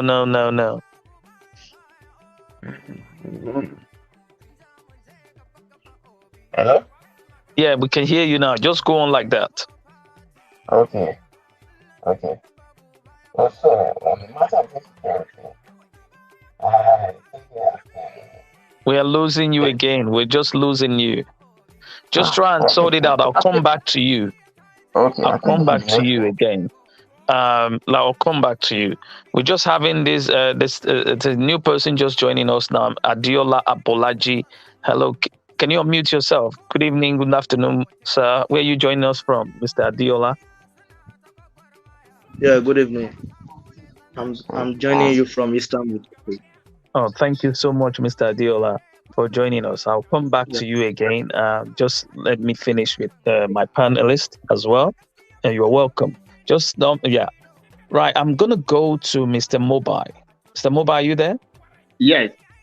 Thank you so much. Like the question I was trying to ask to Mr. Samuel, do you think electricity is the one holding us back not to tackle this insecurity? What do you think about it? Yes, electricity is among the problems. Because when you have electricity, you have your communication work. Like Omore said that he has a few bar left in his phone. So that is the problem we have in Nigeria. Without electricity, you have to use generators to empower your gadget. Our military need electricity to operate. For example, when I went to United States, I was in a hotel, and some of the fan was not working on that very day. I called the security in that place. It's not working. All I did is to pick up my phone. I called 911. Before 2 minutes, police came, fire service came. So many of their security, local, state, federal, they all came because I called 911. And they make sure they want to see me. If there is no electricity, my gadget will not be able to work. So electricity plays a vital role. And I like what Peter Obi has done to visit people that we are close to equal, that are having stable electricity, that are employing their people on electricity, that are educating their people. And he has learned how to fix our people when he gets there. So I believe if we get constant light today, that barber shop man or woman that open a barber shop that use generator every day We no longer use generator to barb hair. Okay? And by so doing, other people that want to open barbing salon, they will open it because there is electricity. But when there is no electricity, people start looking for where to do their hair. If they cannot see any place to do their hair, they start engaging in something bad. They start going to a house that has electricity, and when they go into those houses, you don't know what they are doing in those houses. Some of those houses will be educating them on how to rob somebody, on how to do prostitution, on how to do Yahoo Yahoo. Those are insecurity. And when they graduated from there, when they move into the streets, when they use their gun, they can kill somebody. So these are insecurities. That's what I have to say on insecurities. And again, Peter Obi and his vice, in fact, the Labour Party, he says something. If me, that is the head, is not corrupt, if I'm not stealing, how can you that I employ will steal? He made that statement. So you see Nigerian military, Nigerian police, Nigerian Air Force, wherever the security we have, the police, their heads are all corrupt. They are all looting money because the government that employ them are looting monies. So if this government come, you have seen the president is not looking for money. The president will ask you, you have to give account of everything you do. If you're not stealing money, how can your chief of air staff steal money? Let me give you an example again. I traveled to United States last 2 months. What I find out, immediately I land where I lodged, what I find out that after Donald Trump regime, you know what they are doing? They set a panel of investigation against January 6th that he tried to cause harm in their democracy. You know what they did? Donald Trump's son, the daughter, and his family member, and all the people in his cabinet that he was using to do bad in their country, all of them denied him totally. That they told him, Mr. President, you lost election. But Mr. President refused. But because they are working under him, they are traumatized. They can't do anything. But now he's no longer in power. They now expose everything. And I bet you, if time is not taken, you will see Trump in jail. So this is the same thing in our country. Buhari. So is my time off? No, I just want you to round up because we have other people joining so that we can acknowledge them and let them have their say.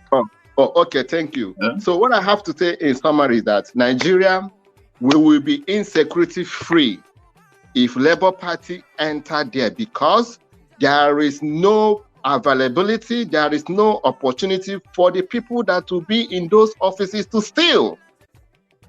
The person coming in does not steal. Thank you. Thank you so much, Mr.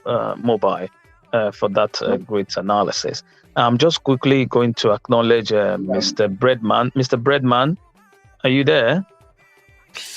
Hello, how long am I going to stay here before I even get to say anything? It's going to be your turn, Mr. Tunanja. I just want to acknowledge them being here so that they know that we know that they are here before I move to you. I was supposed to go to you now. You were supposed to be the next speaker. So just exercise patience, Mr. Tunanja. Mr. Breadman, are you there?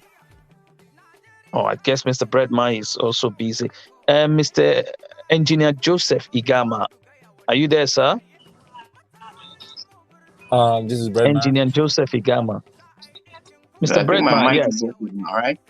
Mr. Breadman, sorry. Are you back now? No, it's Mr. Samuel. Oh, Mr. Samuel. Oh, okay. Your mic is good now. Just give 1 minute, Mr. Samuel. Sorry. I think Mr. Breadman, Mr. Joseph Igama, I think they are so busy. Mr. Breadman, quickly give your submission before then he goes to Tunanja. Tunanja, I'm very sorry. Mr. Breadman was having a problem with his microphone. So can you just please, exercise patience. Mr. Samuel, go on with your analysis. Okay, on the issue of electricity. Yes, electricity is a very, very necessary component to aid in general. Whatever will support and build the economy will enable good security bases. But one of the things I feel is very cardinal to security is you and I. What I mean is, what are we doing as regards our conscience? That is one thing. How does it influence us to make our choices during election? That is another thing. Because if your electioneering process is faulty, then that is one of the greatest thing that can weaken your security, because you will end up electing personnel who are not going to take responsibility for your security. Because if our electioneering process is faulty, we bring in people who are going to give us wrong constitutions that are going to be against our security. Because right now, one of the most difficult things that the military is facing is the infiltration of people in the security system that have an affinity or have an inclination to the terrorist elements that are already affecting us. So if we cannot structure our electioneering process very well and get our constitution well structured, then fighting security is going to be something, an endeavor in futility. So I believe that security goes a long way to, just like Peter Obi have said, bringing about economic changes that will benefit the idle youths, because an idle mind is the devil's workshop. So if the youths are busy, that will help security. And this comes by enabling electricity. But most importantly, which I feel we should do, I don't know how that can be achieved, but if we can improve on the election, because the way we have been bringing about elected people into our system have made it possible for those that don't care. Because do we really have a government in Nigeria at this point? Or we just have somebody sitting in the presidency, if we must ask? Because your highest form of security is who is leading you. And if he doesn't see anything wrong with securing you, he doesn't see anything wrong with protecting you as killing is going on everywhere, then the first point of call is the presidency. And it is because our channel of election, the INEC, is faulty. The constitution is faulty. So if we are fighting security with a wrong tool, is already we already, that is why one of the governors said people should get ready and get guns for themselves. That's because he's gotten to a point of helplessness. You can't be killing a man and you're telling the man not to defend himself. So security is very cardinal, and a country that doesn't have security, I don't think that really qualifies for a country. It just qualifies for a collection of people trying to survive. So electioneering process, democracy, then you and I, are we willing to sacrifice immediate pleasure of bribery, of maybe giving us money to sell our votes? I will even advise, don't even collect the money. Because when you collect the money and say, I'll vote my mind, no, some people will fall. And that is how you yourself, by what you do, you're not securing your future. Because if you make the wrong choice, then the insecurity you face is your fault. You are part of it. But I may not convince everybody, but the little I can do, I stay true to my conscience. That is one way. And I convince another and try to talk to people, or try the best I can, get people, sensitize people to see the need of, first of all, securing your conscience, securing your vote, ensuring you vote the right people. For this is how you secure yourself. If you don't vote the right people, if you don't vote the people that will bring a correction of the systemic faults that we have in our electioneering process, in our constitutional process, in our democracy, if it is based on meritocracy, then friends, we must be frank with ourselves. And when we don't get it right this time around, I believe we have to do whatever it takes to get this election right, because the enemies by this government somehow have laid a foundation for a higher level of insecurity to come out. I don't just know what will be of Nigeria if we don't get it right. That's just my own. Thank you. Thank you so much for that conclusion. Mr. Two Ninja, it's your turn now. Mr. Two Ninja, can you hear me? Yeah, I can hear you. Thank you. Based on what Mr. Samuel just said, and the insecurity is, he talks about the Constitution, and he also, do you think that the Constitution, electricity, and also unskilled personnel that we just recruit into our military, do you think these are the factors that is causing this insecurity not to be tackled? What do you think that Obi needs to do? What would you say to Obi if you see him one-on-one and say, this is the area you need to tackle to make sure that this insecurity is, reduced? How will you describe this whole thing? I will say, balderdash to constitution issues regarding insecurity, balderdash to training, even if it will benefit a little bit if you increase training, and all the other peripheral issues. The truth is, none of these issues is the reason why most black nations are not secure on the continent and anywhere else, really. If you look at black countries, they don't have a reasonable level of security like all non-black nations do. So that is not, it doesn't have anything to do with constitution, except all of them have the same constitution, which they don't. Something else is going on here. And what I would tell Peter Obi when I meet him, I'll tell him, you know what? This country is not being run like a country that is sovereign. It's being run as if our leaders are just caretaker government awaiting our recolonization. That's why many of them refer to our former colonizers or colonialists as colonial masters. Some of them actually still use those terms. They don't see us as being independent. And this is why our security posture is so wrong. Nigeria has never been secure. All we've had is living on the wind and the prayer, and our security is just basically being guaranteed by Western powers. We never took charge of our own country and our own fate. If we did, we'll have over 1 million military, easily. Over 1 million military. We don't have that.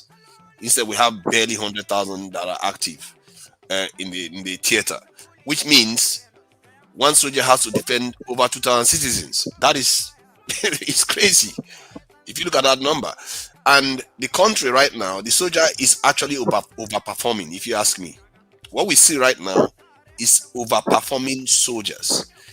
The American military with all their weapons don't have that type of ratio. One American soldier with all the advanced technology, satellites and everything, missiles, is 1 to 150, not 1 to 2,000 proportion. That is the stress our people don't realize they are putting on their military. And even with all the other ratios the other nations have, the more beneficial ratio they have, they still value their military so strongly that they put them on the high pedestal, they pay them highly, and they fund them to the hilt, and they make it a serious issue. We have a culture. Mr. Tunanja, just 1 minute. Mr. Samuel, can you just mute yourself, please, because you have noise from the background. Thank you. Mr. Tunanja, go on. Yeah, so I would say we have a culture that doesn't encourage the strengthening of our nation in terms of our posture, our security posture. So I think there was a question earlier on about power supply, whether it will fix the security problem. You can also argue that the security problem is creating the power supply issue. If you don't have a strong nation, you can be compromised easily. Nigeria is surrounded by foreign military bases. Nigeria is practically the only one of the few African countries that doesn't have a foreign military base inside it. The foreigners know the value of military so much that they have their own military strong in their country to the point where they export them overseas. They put their military in other people's countries. We We just have a tiny military. We do send military, some of our soldiers, 200 here and there to Guinea-Bissau and a few other places. But we should be doing a lot more. We are 200 million people. The United Kingdom is just about 60 million, and they have a massive military base in Kenya. They have several places around the world. That's what I will remind Peter Obi, that are you ready to run the country as a sovereign nation? And this is the honest question we should be asking ourselves and asking our leaders. He's listening to you. He's listening to you. That is why we're talking. You and I are talking here. Go on, sir. I'm glad. So I will be asking that question because our people have never been ruled like the people that are sovereign. And that needs to change. And this affects all Black people across the world. What we do in Africa is affecting all the people in the diaspora, from the African Americans, the Black Brazilians, all over the world, not to mention the Africans that actually travel overseas. It affects the way we are treated.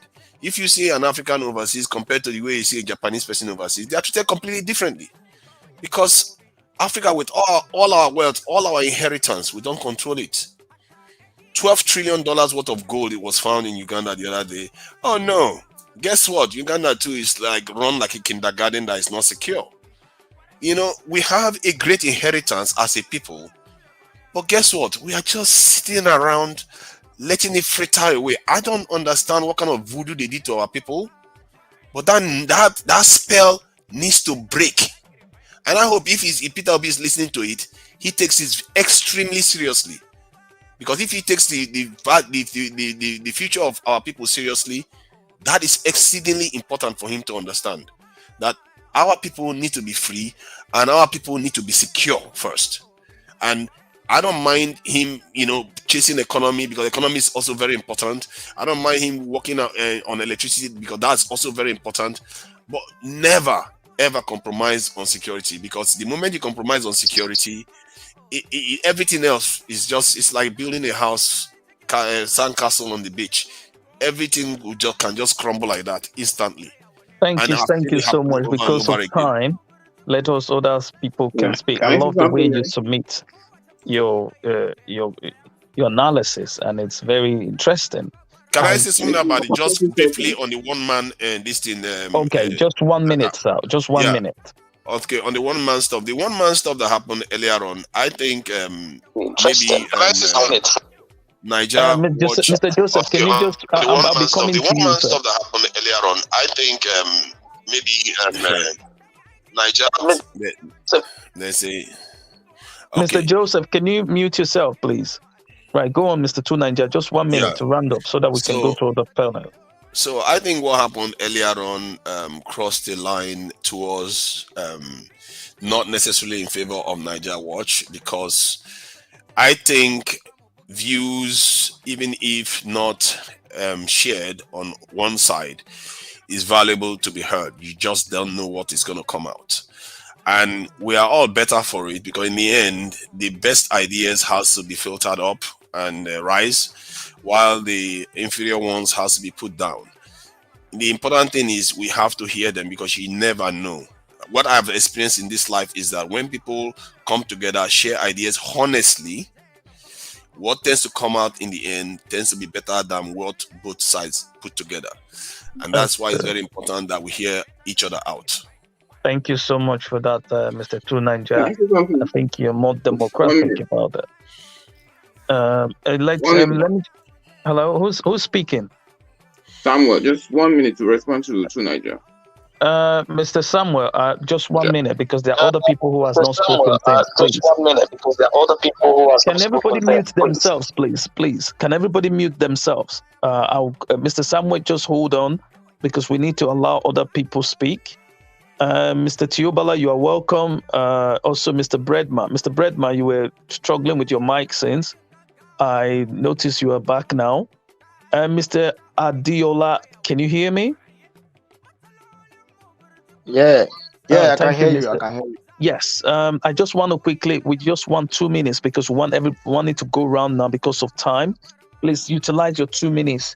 Looking at what Mr. 2 has said, do you think that Peter Obi is trying to make sure that the disenfranchisement of our citizens not participating in political matters actually made these people envelop us with divisions and what we see now, insecurity.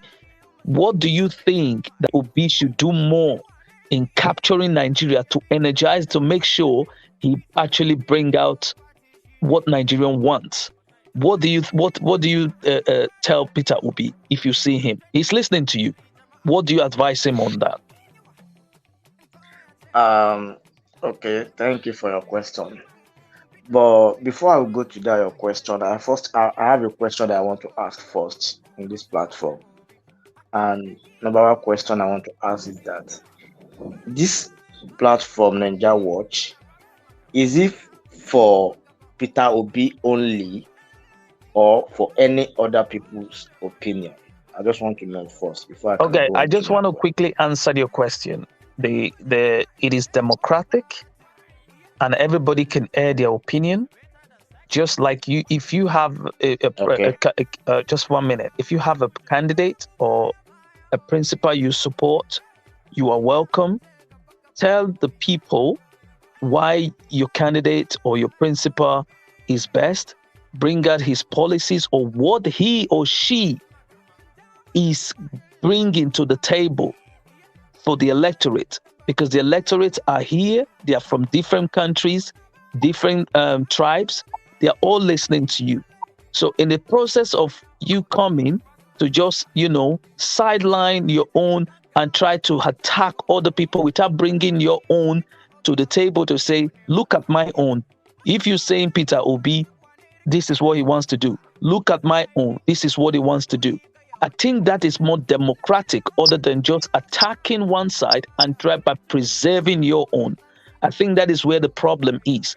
But everybody is welcome to bring up their, candidates to support whoever they want to support.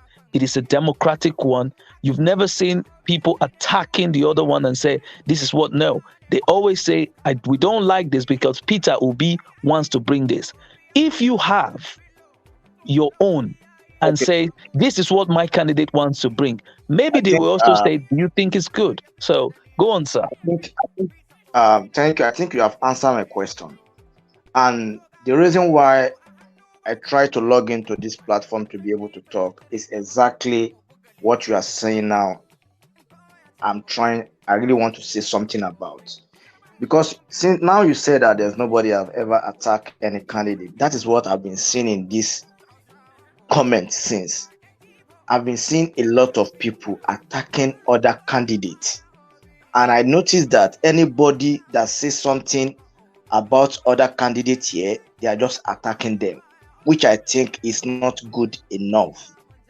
When we are complaining about our leaders, we ourselves should be able to be as an example of correction to our leaders, to allow democracy to run, to allow people's opinion, to respect people's opinion. We are not born from the same father and mother. Mr. Israel, please, can I ask him a question, please? Mr. Alice, let's there be decorum. Let him speak his mind. When he finishes, you can answer. I just have a question for him for 5 seconds, please. Hold on, Mr. Alice. Let him speak first. Hold on, Mr. Alice. We'll come back to you. Go on, Mr. Adeola. We should allow people to say their mind, and we should respect people's opinion. You understand?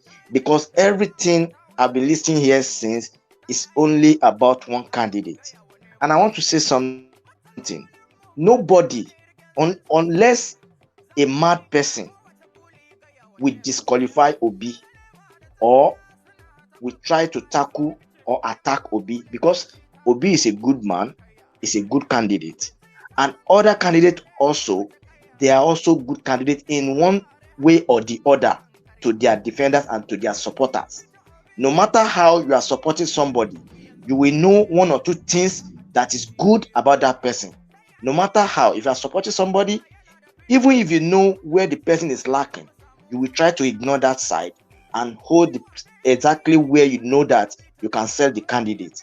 So nobody, for example, like me, I'm not here to tackle Obi. I'm not here to attack Obi. But what I'm saying now is that if we want to try to correct something, we shouldn't behave like people we are trying to change or people we are complaining about. If we are complaining about some people, even within ourselves, if we are complaining about our leaders, but within ourselves, in our house, in our place of work, we are doing the same thing. In this platform, under the comment section, they are doing the same thing. If anybody is talking now about one candidate, the only thing we want to do is to attack that person, which is not good at all. So we should do exactly what we are asking for, so that we use ourselves as an example. So the problem we have in our country is not only about our leaders, it's also about ourselves. We that we are in that country, we that we are from that country, we have the same attitude, exactly the way we are living, the way we are behaving. It's like that blood is in us, and we need to change ourselves as well, not only our leader. That is my point. All right. Thank you very much, Mr. Diola, for that question. Like you see, nobody is trying to attack you. I have to give you the right as a Nigerian to speak your mind. I'm not talking about myself personally. Check the comment, my sir. Yeah, I understand. This platform, go through the comment. Go through. It's not only people talking here that we are here. We have a lot of people. Mr. Israel, can I ask him a question, please? It's just an honest question. Mr. Alex, hold on. Mr. Diola, you finished now? Yeah, I'm okay. I'm okay right Mr. now. Alex, can you just ask the question 5 seconds, because we have 3 other people that are waiting. Yeah, Mr. Diola, I recognize what you say. I'm a democratic person. I'm not violent. I don't attack people. But there's a difference between attack and the difference between presenting facts. The facts of somebody's character and leadership over the years. Okay, the can you answer that question now? The facts of killings, looting, cabal, and everything. Mr. Alex, can he answer you now? Can I answer the question now? Go on, Mr. Yeah, I Diola. can prove it to you that Mr. Alex, can you hear me? I can prove it to you now that it's an attack. It's not fact. Reason why I'm saying that is that you can check the comment section now. There's some people that are saying Atiku to Chief Numbu. They are changing people's name. They are changing these people's name. They are our elder, no matter how. Go and check some comment section. They are changing Atiku's name. They are changing Tinubu's name. They are changing other people's name, which is not good. Everywhere. Platform. Mr. Diola. Mr. Diola. No, Mr. Alex, can you mute yourself first? Hold on. Let there be decorum. Mr. Diola, let me quickly answer to that. On this channel, we understand that people are coming, they have grievances to what is happening now and that. You can understand that we don't insult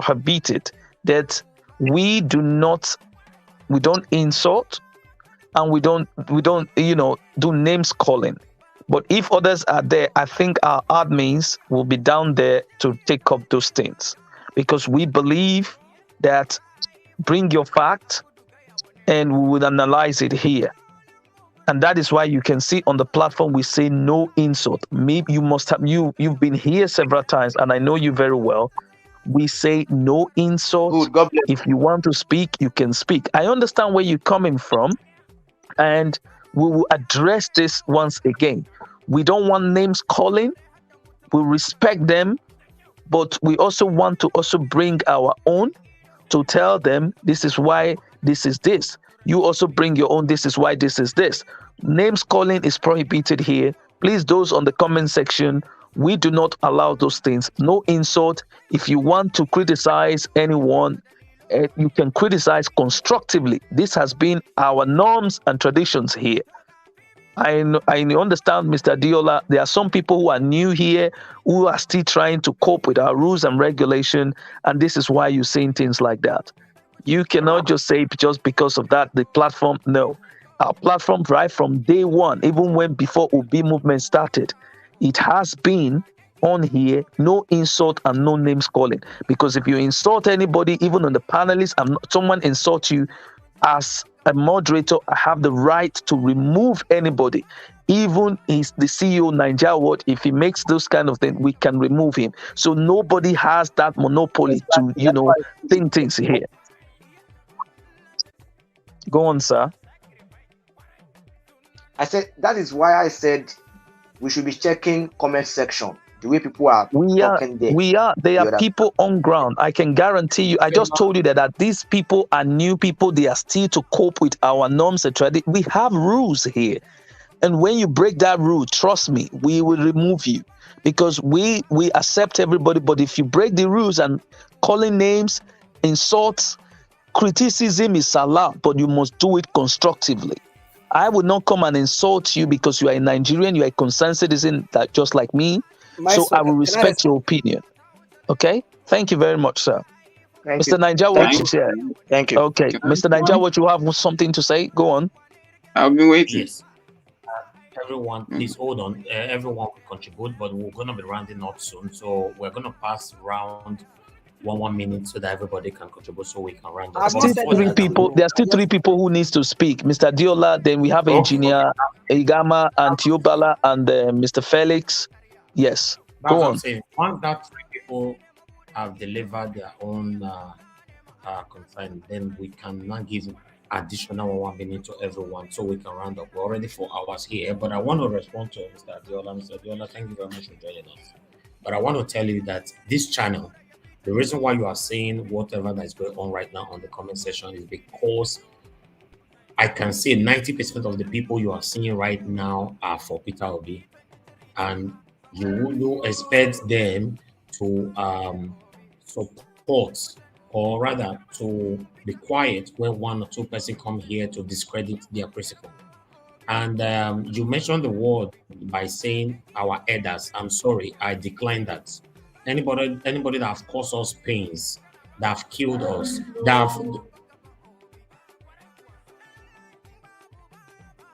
anybody that have caused us pains, anybody that have killed us, anybody that have done a lot of pains, or I don't know how to put that on, since the creation of Nigeria, we have been passing through these pains from these same particular people, like the names that you are mentioning right now.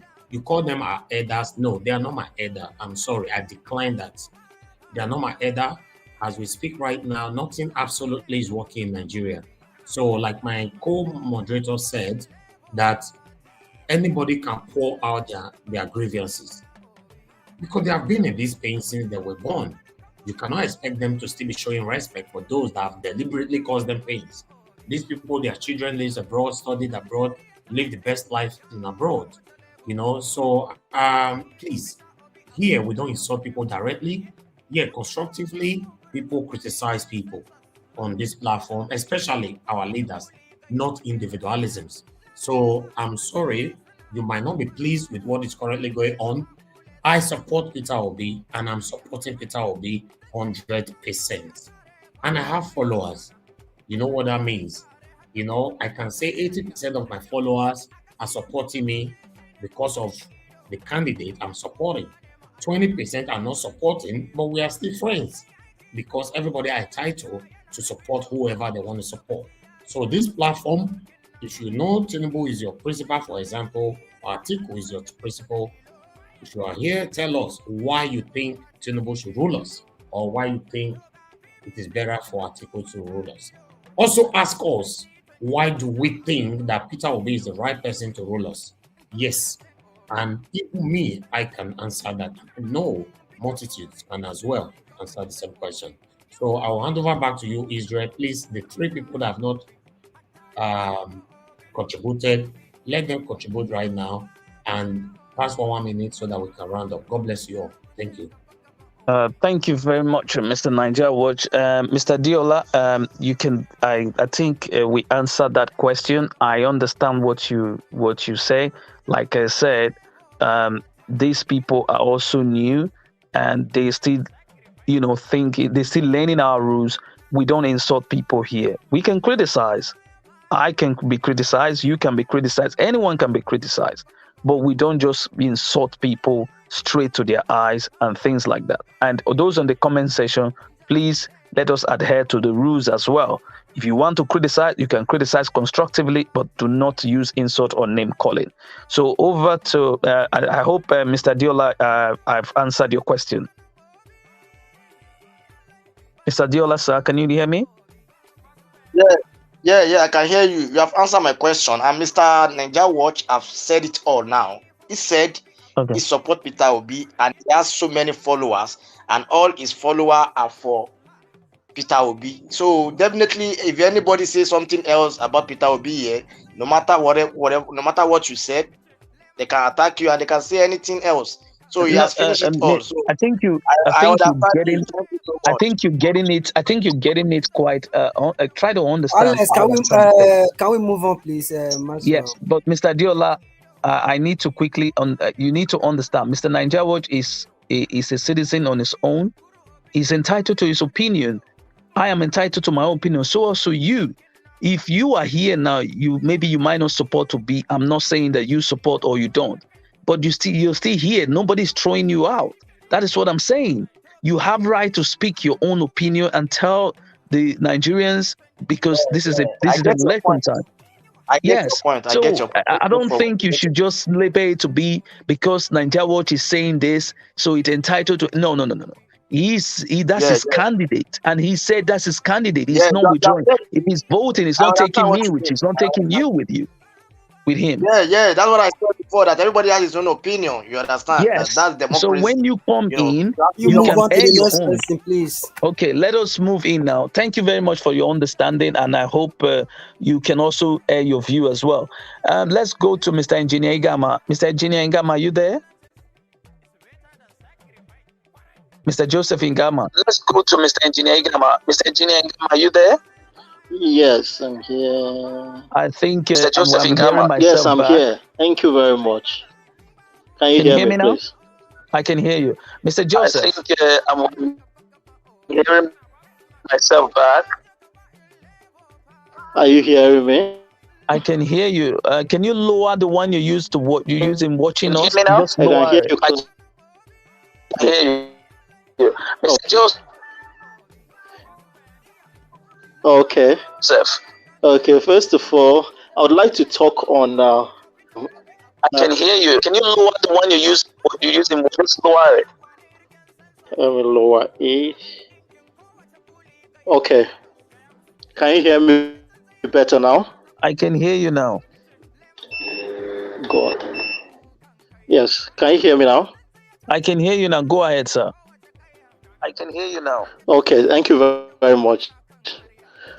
First of all, I'd like to say that I'll be very stupid. I can hear you now. Go ahead, sir. Yes, first of all, I'll be stupid to vote for a ticket that was bought from a fellow citizens like me, with a sum of 20 million, 55 million, 30 million. And then I will now endorse that. I'll be very stupid to endorse that in the general election. That I'm speaking for myself. So that's one. Then I would like to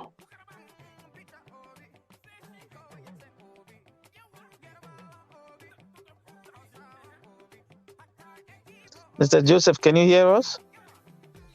His connection seems to be messed up at the moment. Mr. Joseph. Okay, while Mr. Joseph is sorting himself out. Can I ask a quick question? Yeah, Mr. Tiobala, can you just Mr. Tiobala, can you hear me? Yes, I can hear you. Right, yeah, just go on, Mr. Tiobala. What is your take? Yeah, he likes to ignore me. Can I ask a quick question? Mr. Two Niger, please, because of time now, let's just let these people finish, and you can ask your question later. And while you're giving your submission, this one is to Niger Watch. It's not. It's just and something that I think we should consider doing. It's regarding the National Labour Congress, because they are working with this thing, Peter Obi. That they are supporting Peter Obi at this moment. So it would be interesting if they can get somebody from the National Labour Congress to come in here and explain their particular reasons for supporting Peter Obi, and whether they are making demands on behalf of the masses of the people. because I've always said that if the people want to have their voices heard, they have to have a way of having their voices heard, and one of the vehicles could be through the National Labour Congress. And I know they are working with Peter Obi, so it will be interesting to have somebody here to answer some questions about what they are doing with Peter Obi. Yeah. What are their demands? Thank you. Mr. Two Niger, that we are working towards by the special grace of God. That your request to be granted. Until then, we are, like I told you, we are working on that. Let's hope it's actually materialized. So we have to move on to Mr. Tiobala now. Mr. Tiobala, can you just give your submission? Thank you so much. Let me use my 2 minutes briefly. First of all, I want to start with the issue of one man, because that guy have vowed on his channel, because sometimes Mr. Tiobala, Mr. Tiobala. No, I'm trying to respond to some of the questions people are hold on, raising. Mr. Tiobala, Mr. One Man. It shouldn't be the topic of the day. We've trashed that one out. He has his right to opinion. He can say whatever he wants to say, as far as he's giving fact on his candidate or whatever. That's it. Let's just leave that. Can we just stick on the topic and just go? Let's just move forward. Okay. With the issue of security, let me start from there. The major problem we are facing in Nigeria, which people are not even talking about, is you cannot just employ people or security personnel when you don't have money to pay them. As we speak right now, Nigeria is broke. All these leaders have siphoned our money. They have kept it for their future generation. So if you go to Ikeja at the police headquarters there, wherever, you will see how police are living. If you go to military, they don't have anything. So employing additional police force, which is supposed to be, it will be a very difficult thing for them to do. And they are not creating any employment. They are not productive. So they cannot generate any income to be able to handle this issue. And it has been a major problem they have been facing over the years. Not that they don't know they want to employ more security personnel. And even if they do, the current administration, as we all know, their idea is lying comatose, in the sense that they are not in touch with realities. Like when I listen to the VP of the person of Peter Obi, which is Yusuf, he said something quite remarkable. How technology can play a very key role in securing the nation. And you cannot talk about security without talking technology without talking about light. So that is more reason light is one of the major things which I believe supposed to be the first priority which they can talk about. If, for instance, there is a constant light, everybody can have CCTV in their street, in their house, and across their houses, in their offices. By so doing, everybody can be aware, setting an alarm in case anything happens. So I think light is very important and should be our major focus. If that one is in place, like was it on this channel or somewhere else? Someone talked about there are different ways, tools and techniques you can use in tackling insecurity. There, we're not talking about the personnel. Even in the US here, I hardly see police. But inside their car, you'll see their working system, their screen, everything is there, monitoring everywhere. So we have to find it. It's not just enough to employ, which is very important. We need to employ more, but at least they should be given enough security gadgets, technological aspect of it. Regarding the vice president of the person of Peter Obi, I think that guy have done an excellently work, which is I'm talking about Peter Obi now, for being able to present such a viable candidate for that position. The guy has a very good idea. If you watch 7 ways he outlined, or which is going to tackle this corruption and other insecurity aspects, you know that this guy really know what to do. This guy, he has invested more in the country. He's talking about hospital. He built one of the best hospitals in Nigeria. He has a very, about his university. He has been doing well quite a number of ways, and he's a guy who does not like anything that has to do with corruption. So I think it's a perfect combination, and I really applaud them for that, whoever that engineered the whole stuff. And for the people on the comment section, I just want to let people know, if Nigeria have never happened to you, then you have every reason to be attacking everybody on the comment section. But if Nigeria has happened to you, you will not blame anybody on the comment section. People, they don't have lights, maybe they have one or two persons or uncle or relative, they have mother at our church, or some persons in Kano or in the northern part of the country, who they herdsmen and all people are terrorizing every day. Is it the people they killed at Lekki Toll Gate? They should have, they are angry. Let them vent their anger. Just that we just have to caution them to do everything with, just to have to bring it down a little bit. That is what somebody told Reno Mokri today. Even a northern person. He was telling Reno Mokri about the issue, how he used his own follower to attack Buhari. Now, this same follower now, they are progressive in nature. They want to move from this old politician to a better nation, and you are now giving them another Buhari pro-mass or Atiku, whatever they call them. So the masses now say they don't want, and the followers you build, they are not against you. It's not Obi that built all these followers. It's you that built them. So my whole point is that I know. In short, I listened to another popular channel. They dedicated that channel for Tinubu. The man is from Edo State, in Ebinima, to be precise. All his followers were even attacking him. They were attacking him because despite the fact that this Nigeria just wants something that works for them. They are not asking much. They just need a better society. That is when somebody come here or anywhere start saying something that is not in line with reality. They just want to push that man or whatever. So in all, as in we just. The truth of the matter is that if not for all these people who have been resisting all these politicians, they have been telling us no structure. They have been telling us different kind. Peter cannot win. Peter is just an Igbo candidate. Peter is just social media, this and that. But today now, these same people have resisted them both on social media and on ground. Now they are not angry now with another bringing another propaganda, whatever. Say the man is this, the man is from there, it's not from there. And this man is even more Nigerian than you. We just have to be very careful. And in short, the Nigerian youth are even be lenient enough. If you see what is happening in Sri Lanka now, their presidential lodge, the Sri Lanka people are sleeping there right now. They have turned it to their own house.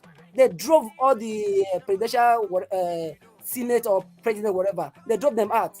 It's on social media. Go and check. Because Nigeria are even lenient enough to not to add beyond it. This is just social media. They are crying. They will see more if they are not careful. Thank you so much, Mr. Tiobala. Mr. Engineer Joseph Igama, are you okay now? Engineer Joseph Igama. Engineer Joseph, can you hear us? Yes. Okay, Yes. Thank you so much. I'm here now. Yes. Sorry, I was disconnected. I can hear you clearly. Can you go on now? Can you hear me? Can you go on now? Thank you. Yes. Yes, thank you very much. So, the point I was trying to make concerning that, but you said that we shouldn't even bother ourselves on that. But the issue is that that's something the man in question died since 1987 at 95 years old. Someone that was a member of the Zauzau Emirate in Zaria, prominent northerner. So, but what he's saying, he doesn't even know what he's talking about. But look at the history of Nigeria before independence, before even the amalgamation. This is someone that they gave birth to in 1892. So it's not someone they just gave birth to yesterday. And the wives he married, all of them, they are from their houses from Zauzau Emirates. And those are indigenous persons that have been here for many, many hundreds or thousands of years in this space called Nigeria now. So moving forward, there were people who talked about, I heard people talking about the issue, the challenge of vote buying. Vote buying. Part of what we are putting in place is getting a good number of volunteers that will act as, some of them as agents in each polling unit. Like if you heard what Professor Patu told me, he said that they are looking at deploying a minimum of 15 agents in each polling unit across the country. We have 176,800 and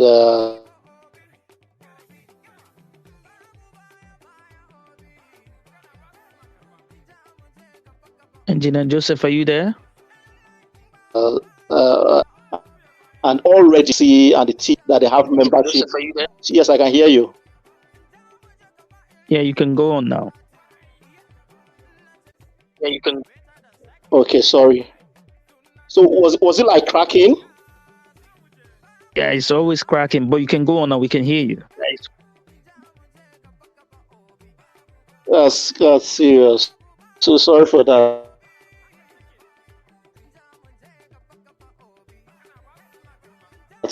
So have a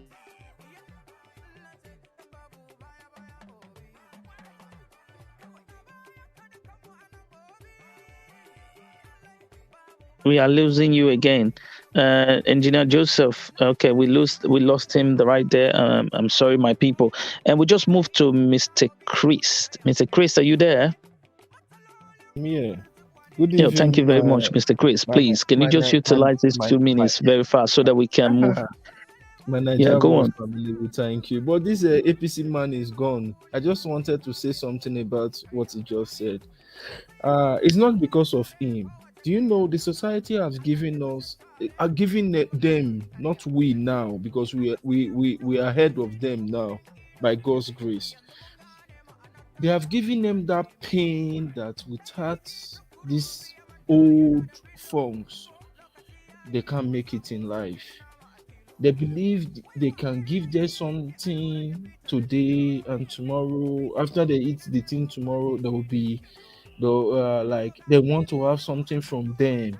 They never knew they don't know they are taking their destiny. They are eating their destiny with a piece of cake.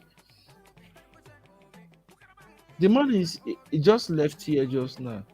So people still clamor for Atiku and what's it called again?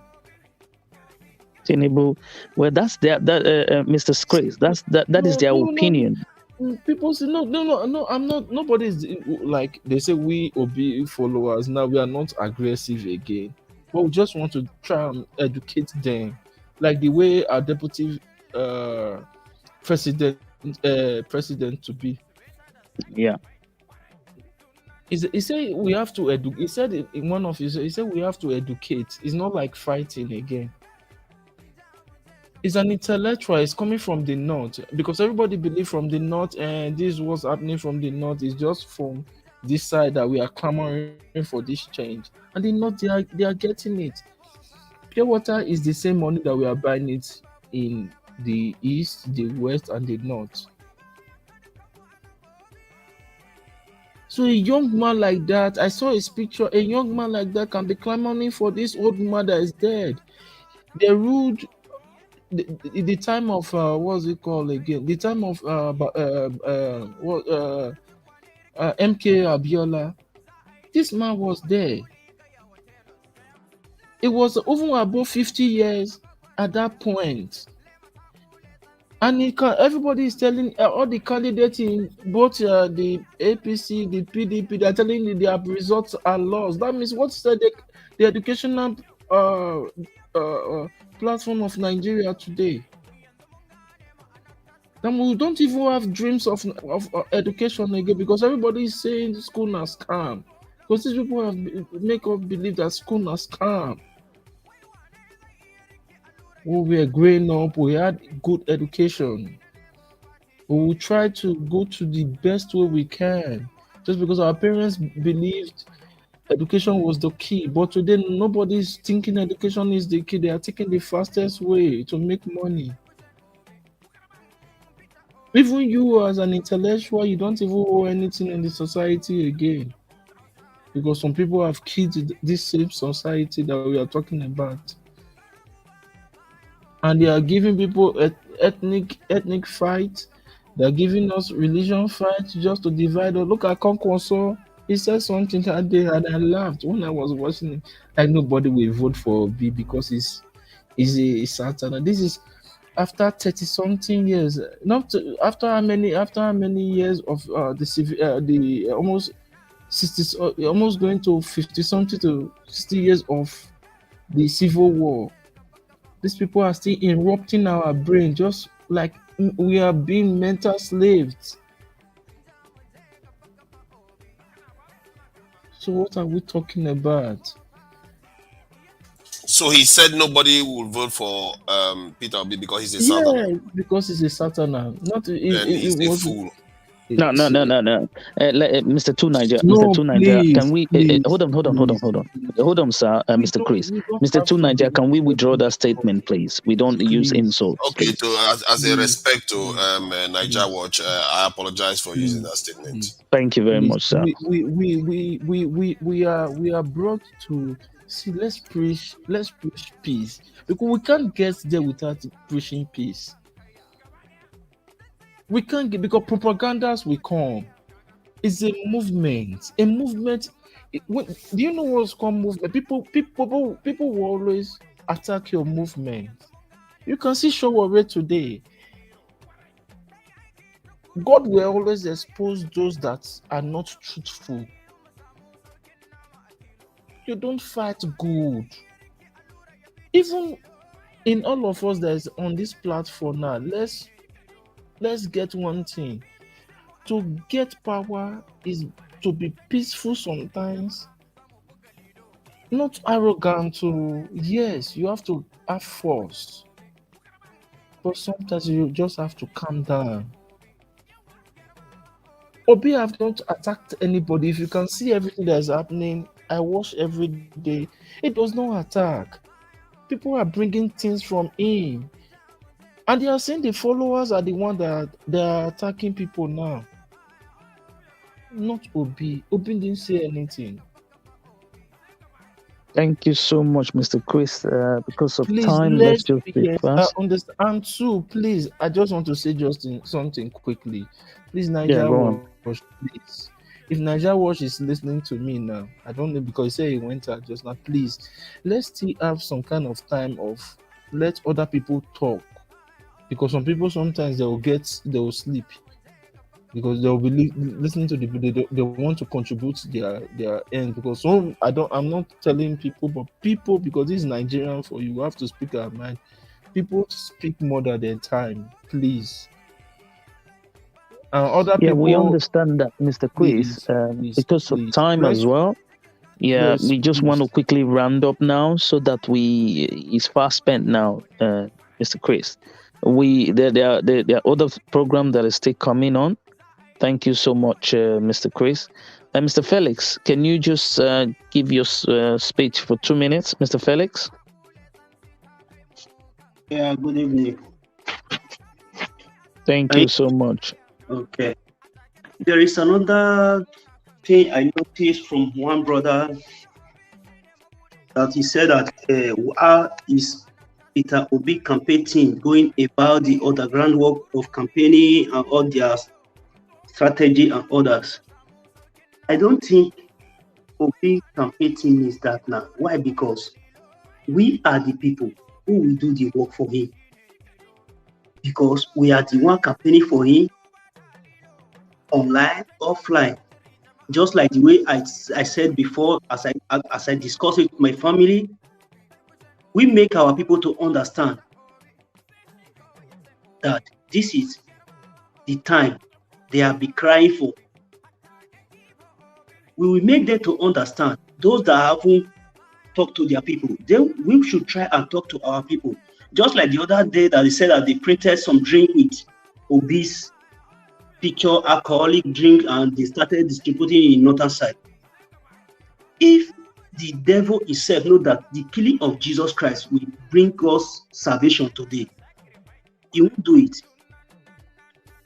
That drink that they printed out with his poster, he make it to go viral for those rural areas who have not known about Peter Obi before. We are the people that are going to do that work for Peter Obi, because this work is our own work, not for him.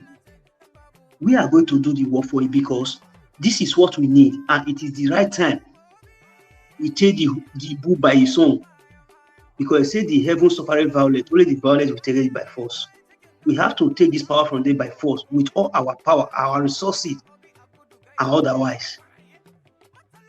I don't know if you people can assist us each and everyone, both the commenters, everybody watching around the world, to try and get in touch with our loved ones, our parents, our family, brother and sister, wife and children, to make them to understand that this is the right time and this is the right thing to do now.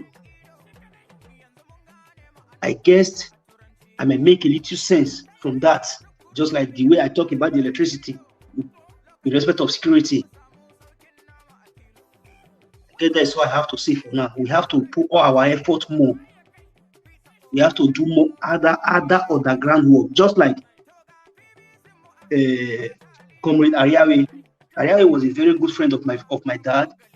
Even Usagi Zeyamo is from my area. We came from the same area. I have never been a card holder, political card holder right from the one, but I have been in the system. I know how it works. We will be the one to talk to our parents, our brothers, our loved ones, our friends, that this is the right thing to do. That's what I have to say for now. Thank you, my people. Thank you so much, Mr. Felix. I love that submission. It's very precise. And let's just go back to Mr. Samuel. Mr. Samuel, can you give your closing remark? Just 1 minute, please. Let's utilize this 1 minute. Everybody, please. Thank you so much. Go on. All right. Hello, are you hearing me? Yes.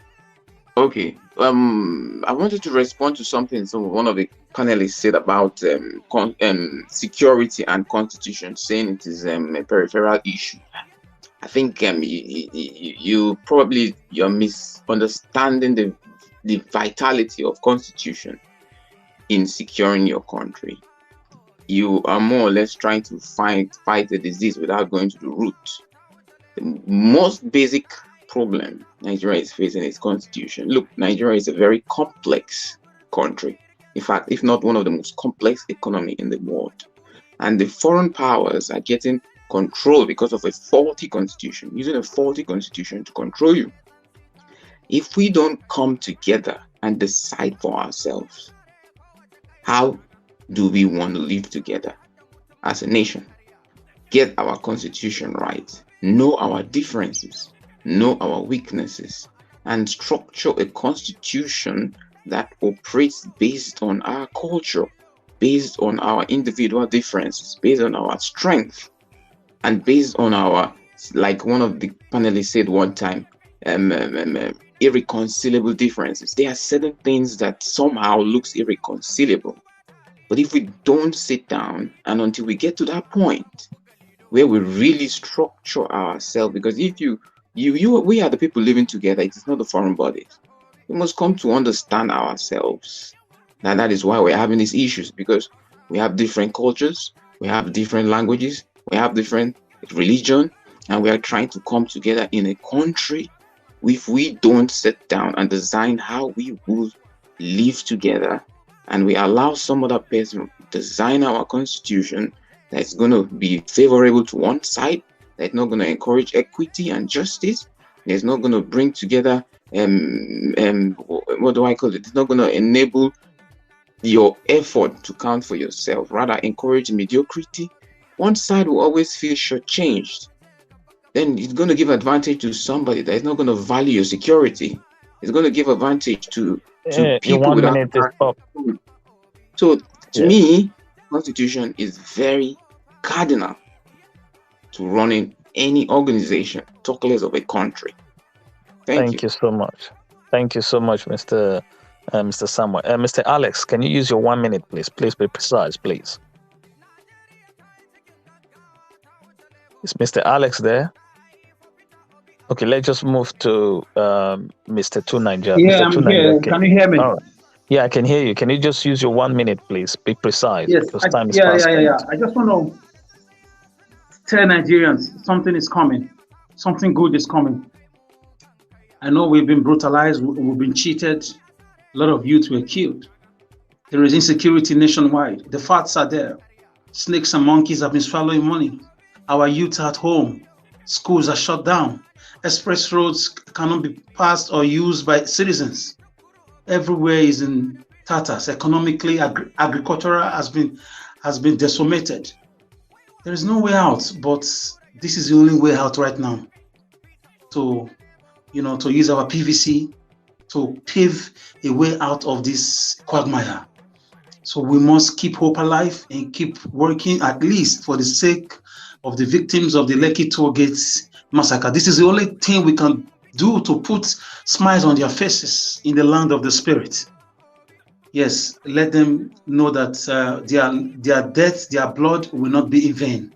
So let's vote the right person. Let's shun the campaign of calumny. Let us shun blackmail. Let's shun the money bags, and let's do the right thing and pave a better future for our children unborn. This is the duty that we owe ourselves and everybody in this country. So let's keep the heat. The heat is really burning, and they cannot stand it. They are running at a scatter. They are dancing the macabre dance. So I see a lot of politicians decamping before the year runs out. I see a lot of big wigs coming. A lot of them are coming to join us. Thank you. Thank you. Thank you very much for that submission. Let's go to Mr. Two Niger. Mr. Two Niger, your 1 minute, please. Yeah, so thank you for having me, and I'm glad I took part in the conversation. Yeah, and the reason why I said security, constitution, and the other aspects people would like to highlight, even power supply, is peripheral, because you have to understand that when you focus on things that can be subverted by insecurity, that means that anything that can go wrong will probably go wrong, and history has proven that to be correct. I also gave the example of many African countries that have similar problems.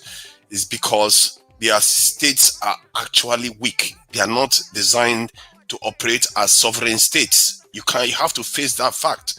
Search the numbers online and you see the stark difference between black African countries and other countries around the world. Even in Africa here, look at Egypt and compare to Nigeria.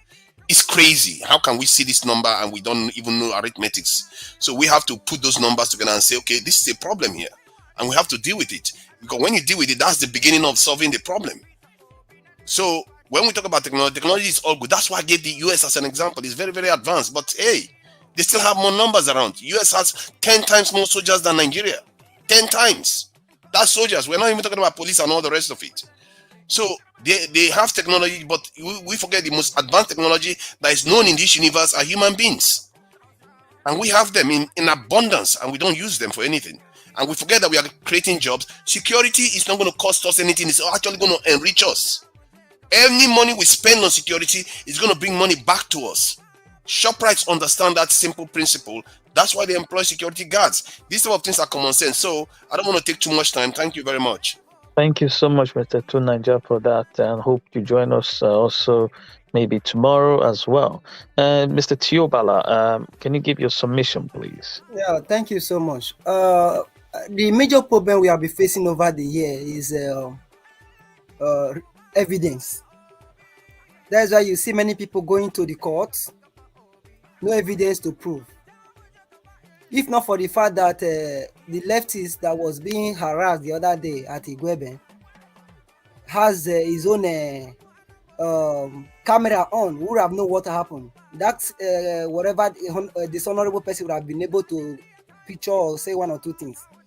They went to go and do prison break or whatever they call it at federal headquarters in Nigeria. No CCTV camera. The reason why technology is very important in everything we do is because when you have a footage of everything is going on, you have the faces of all these people. We are talking about security, for God's sake. We don't have database that capture all these people. Now, many people are at large. They are all over the place. We don't know where they use their credit card to buy anything. We don't know where their face appear. There is no evidence to know where they have moved on or where the current place where they are now. No tracking. See, whether we like it or not, technology is the key solution to every security problem we are facing in Nigeria, and we must try as much as we can to do that. In every location here in the US, if you beat traffic, nobody will owe you, but your camera has snapped you already. Everything, evidence is there. Many a times at train station in New York here, if you want to board the train, you will see it. Nobody will hold you, but do anything. Camera is everywhere. You know what happened at Brooklyn of recent, where one man wanted to where there was an explosion at one of the subway. Camera was everywhere. Policeman was not there, but camera was there. So whether we like it or not, technology is very vital. And I want to use this opportunity to beg every Nigerian. Now that we have seen a capable leaders who are in touch with the reality, like what the VP of Peter Obi just said. I'm so much like that guy because he has said so many things in the aspect of technology, how he's going to use it to tackle most of the insecurity problems we are facing in Nigeria. So it's better we key into the dream. It's very important. It's very important. And you as an individual, try as much as you can to be security conscious. Your technology is very important. You can put CCTV camera at your home. Though I know there is no light in Nigeria, how you go to power it? So let's try as much as we can to vote the right person into the power. Thank you so much. Thank you very much, Mr. Kiobala. Mr. Felix, can you just give your closing remark, please? Thank you. Mr. Felix? As for me, I don't think I have other things to say because I said it all. For the security, is light. The key point, just as Teobala said, because without electricity, those cameras won't be in function. That's just the key to everything. Thank you very much for the submission. And thank you very much, everyone who has joined us today. It's been a lovely day. And do endeavors to join us in our live on a subsequent debate. And we are here to deliver and to make sure that Nigerians are being sensitized. Just like what happens today, let us try and embrace one another. Let them speak, and also we can listen to them. If you have anything to say to them, let them finish their speech, and we can also counter them. With this, we say goodbye and have a lovely weekend, and see you tomorrow by God's grace. Thank you very much, everybody, for joining. And those on the comment section, and thank you so much for all you have been doing for us. And we wish you a happy weekend, and also do endeavor to join us tomorrow on our subsequent debate. Thank you, and may God bless you. And we'll be going back to Lagos, Nigeria, when Nigeria Watch is standing by. Nigeria Watch, over to you. Thank you, and have a blessed day.